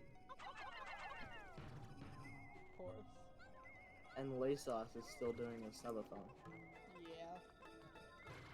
He's on day 15 and has 87 hours left on the clock.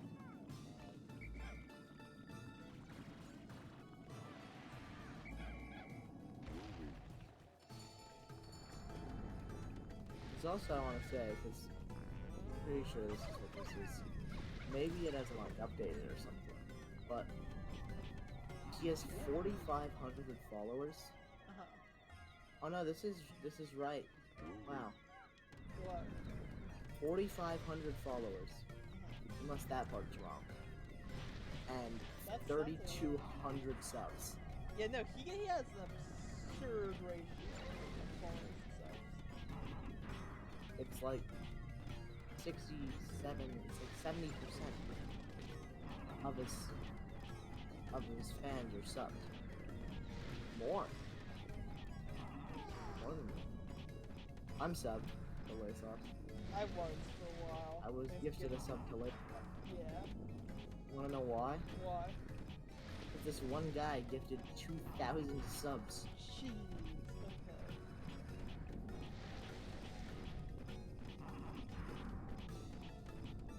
And I think that covered pretty much everyone that's watched his stream during the summer. Yeah. Like, it's hard to find a chatter That isn't that sub. is.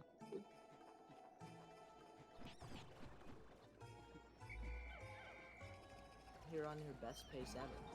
Yeah, that's the thing.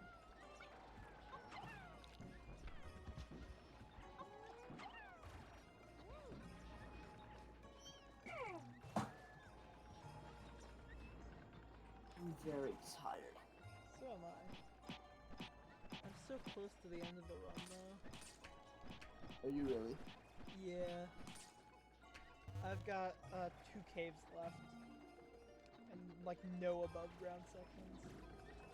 I don't know if I'm gonna go back and continue playing. Ocarina of Time. I think I'm going to bed after this one's done.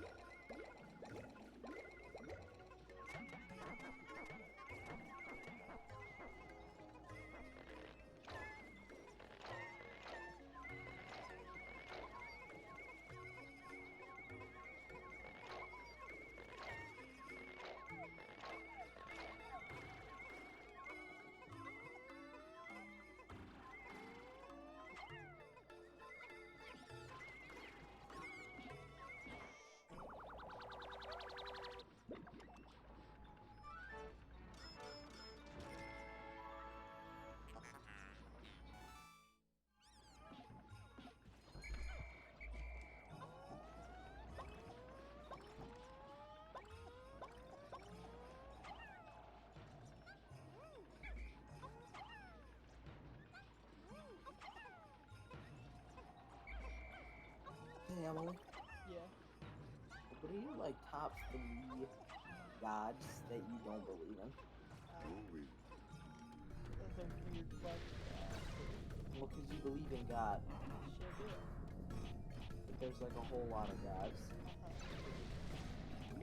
So of all the gods, of all the different religions, or non-religions, other than the Christian God, like the next 3 in line, that is assuming that the Christian God is your favorite. It is indeed. So what are your next favorites?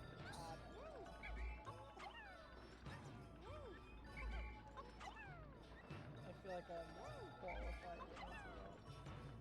You know you're qualified.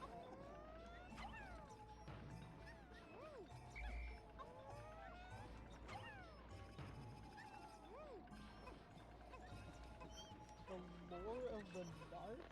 Wow.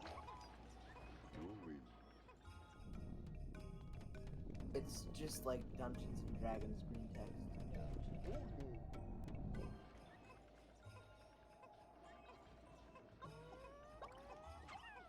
I hate to break it to you, Puck.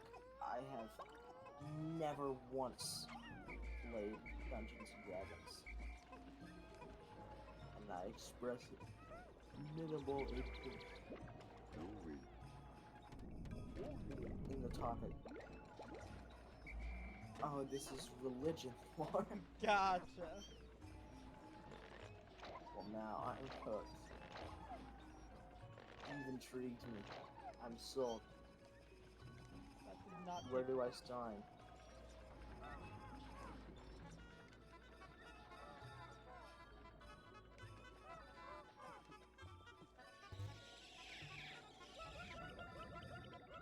Now that I'm playing these Zelda games, and I'm gonna be for like a while, maybe I don't need a new computer. Really? Like, yet. I think that's stupid and you should get one.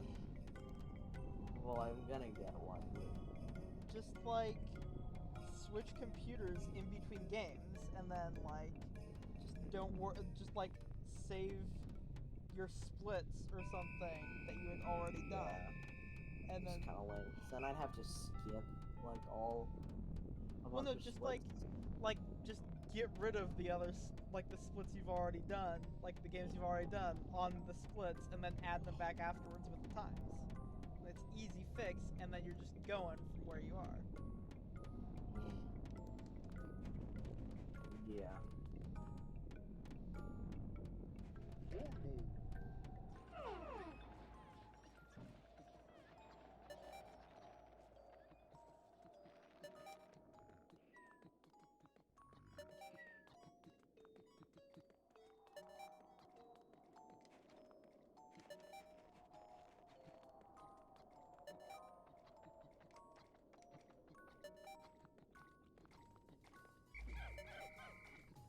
I'm really tired.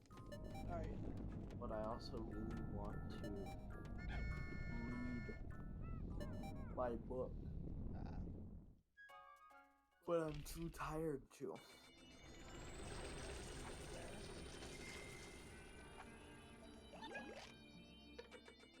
I have a drink! Oh? I gotta have a drink. This is gonna wake me up, for sure. A little slippery, sippy.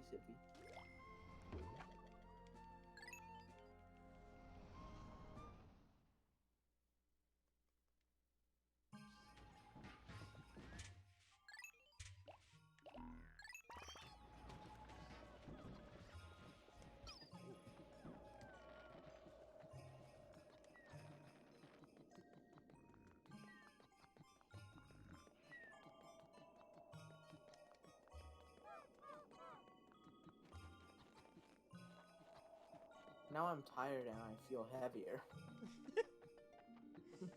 That's a shame. You are only on day 9. Yeah, and Dana, You're this is so probably the slow. last day. You're so slow. Yeah, I am slow. I should have been done on day 8. Day 8 should have been the last day.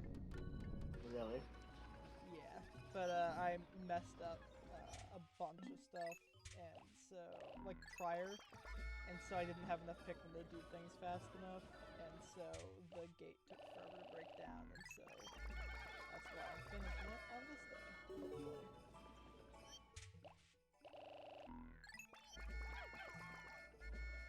I'll just take everybody. Why not?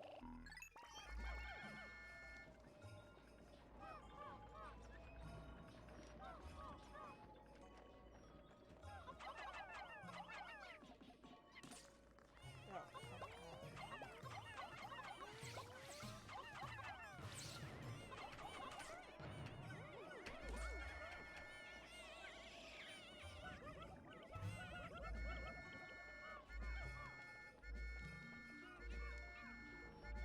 I think if I changed your stream title to Killing God, you'd play better. I don't think that's true.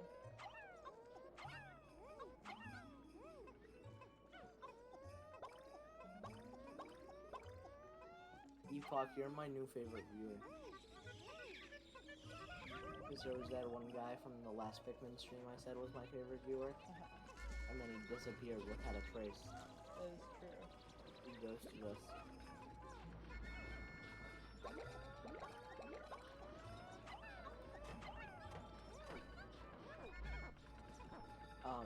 And by processing elimination, you are the only ever viewer ever. Ever. I've never had any viewers ever. You did get rated by Linus Frog. I also got rated by Lunar Jump, which is my biggest grade. You got rated by Linus Frog. Please, Your like, most actually awesome don't raid. talk about her on my stream.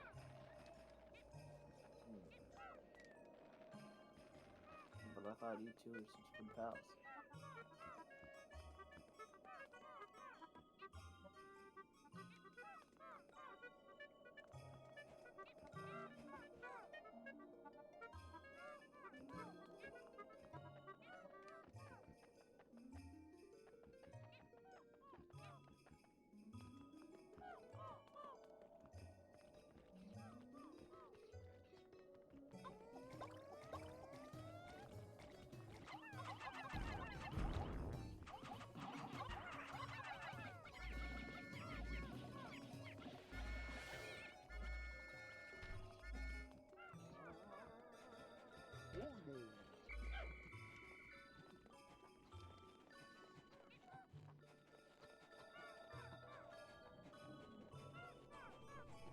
I'm getting a haircut tomorrow.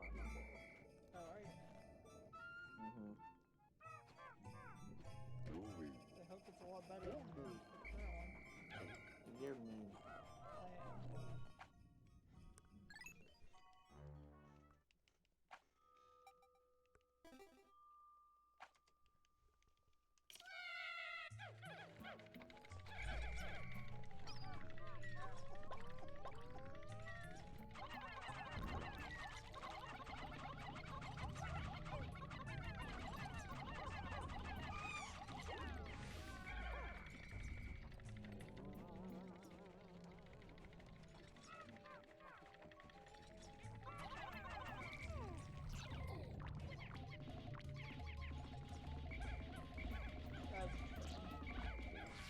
Yep.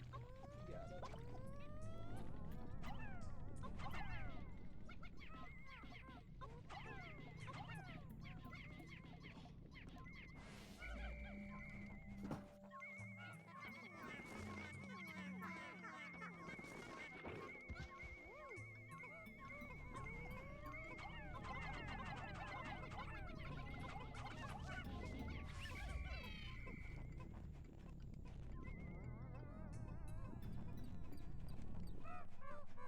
Epoch Flame is messaging me on Twitch.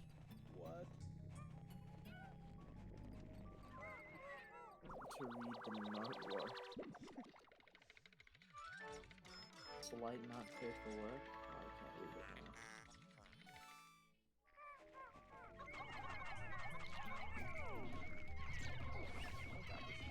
Oh god, this is so bad. Oh, this is... Oh, no.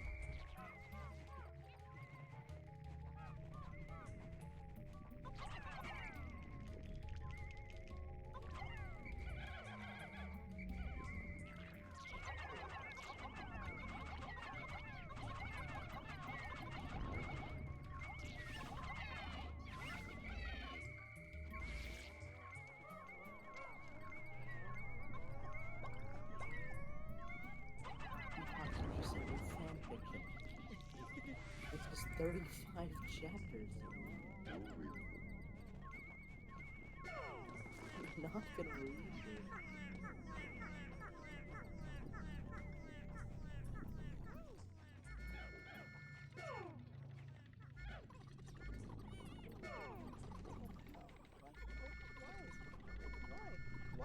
Why is this happening? Why did... What? Or is it just the Nart saga? Yeah, I really like it. It's just the Nart saga.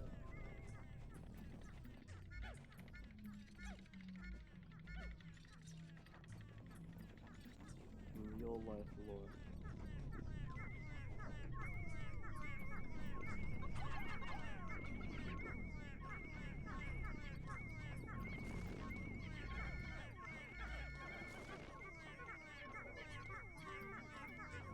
Hopefully through this, probably try to broaden my dead people horizons. If these people end up being awesome, we can talk about them on like Dead People podcasts.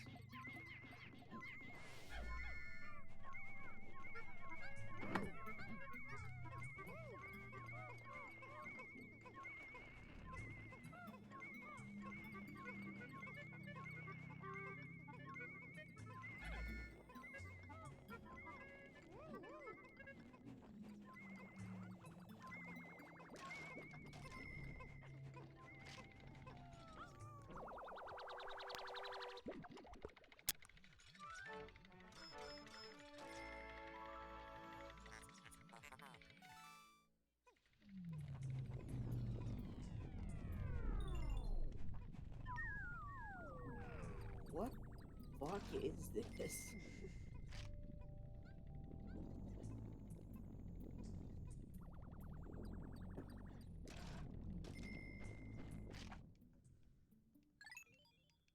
Thanks.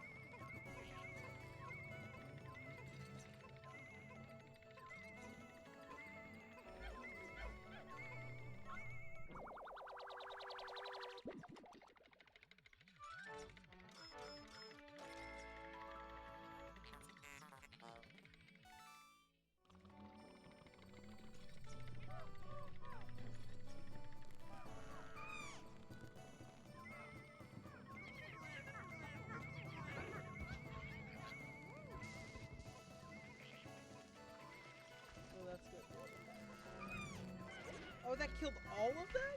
Oh, that sucks. That's like a whole lot.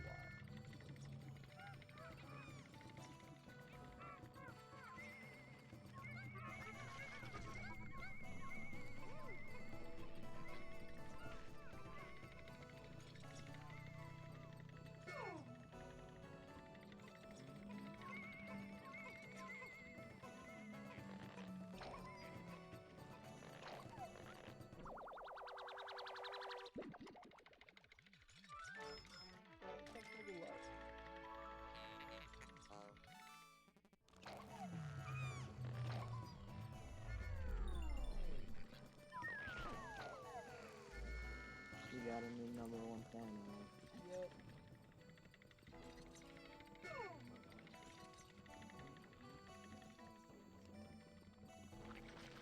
What the fuck is... I don't like the arts.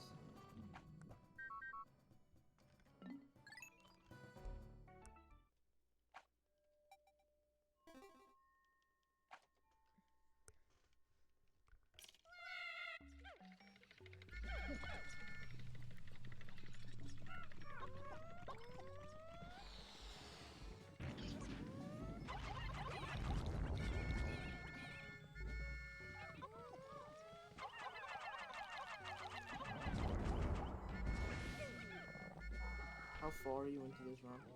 I'm halfway through the second to last cave. So how much long do you think you have left? I have no idea. Half an hour? 45 minutes? That sounds... That's not something close. Has the sunken cost completed? Oh yeah, absolutely. Ah, I see.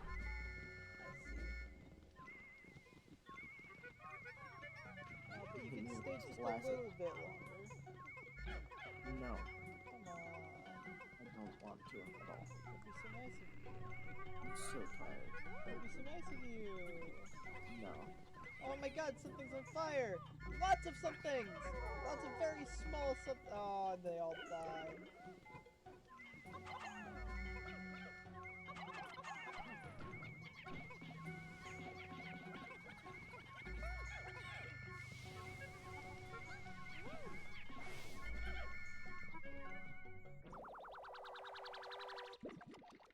God, I'm so bad at this game.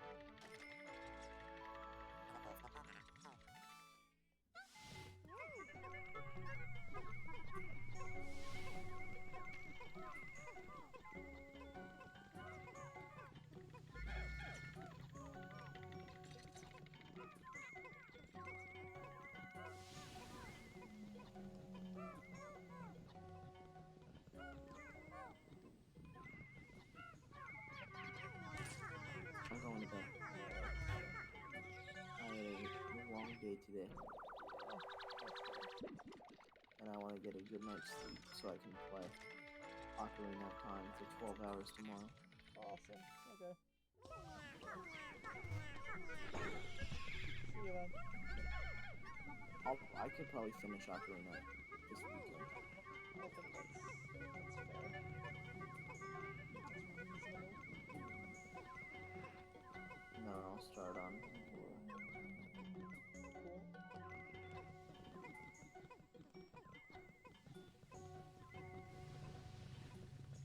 To make sure we turn the global hotkeys off.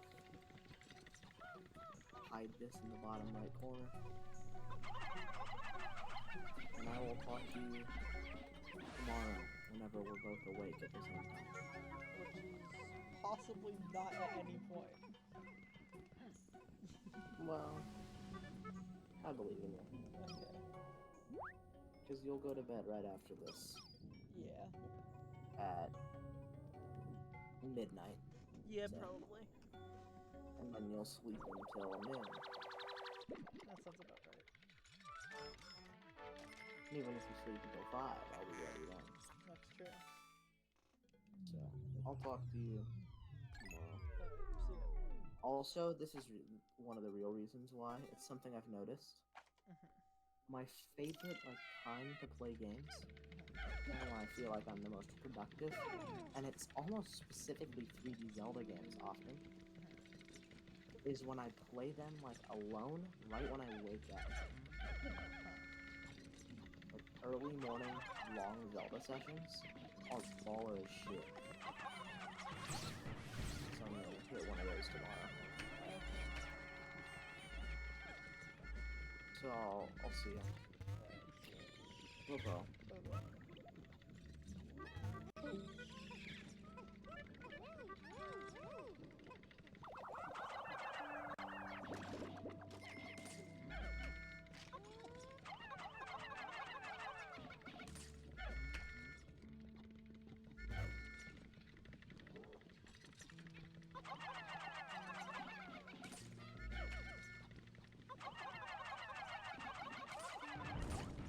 No sprites.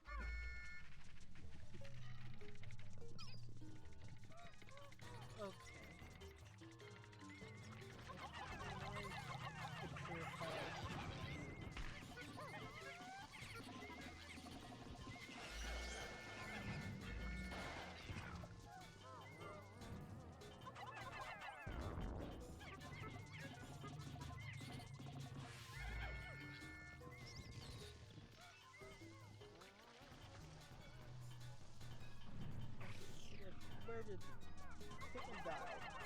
I don't know. I can guess.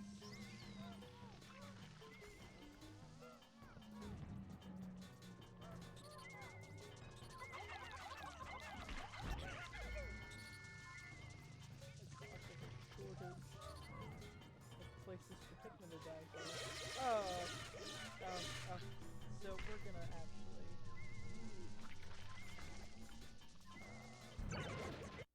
do a little bit of that.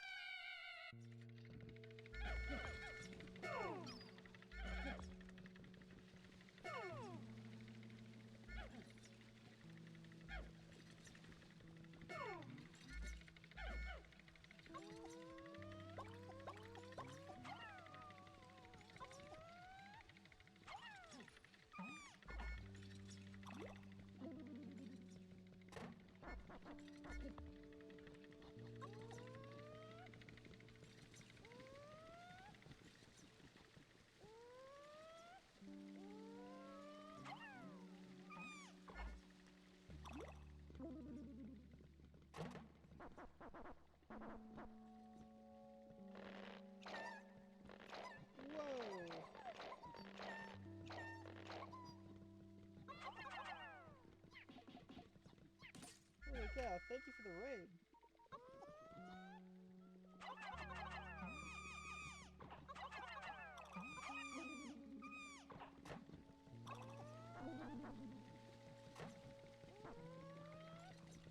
Wow.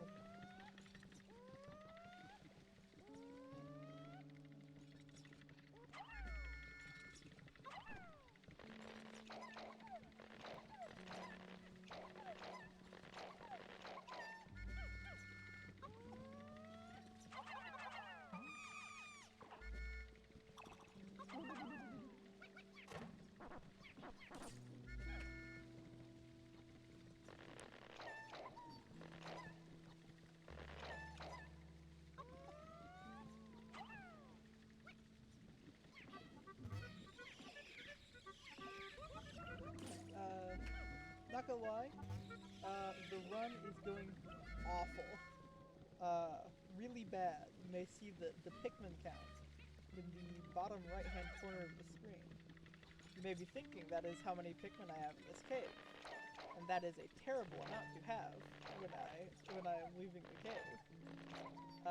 But oh no, that is my total Pikmin count. Not in the cave. In total. But I'm pushing through it, and I'm gonna finish the run and have a time.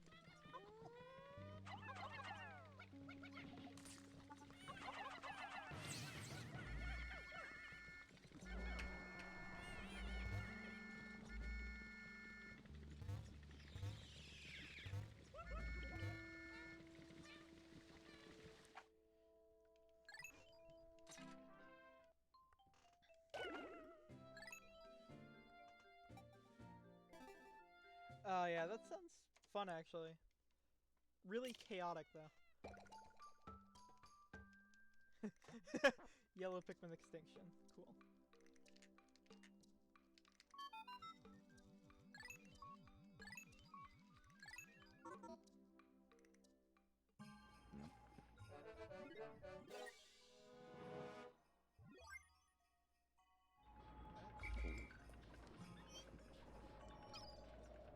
Huh.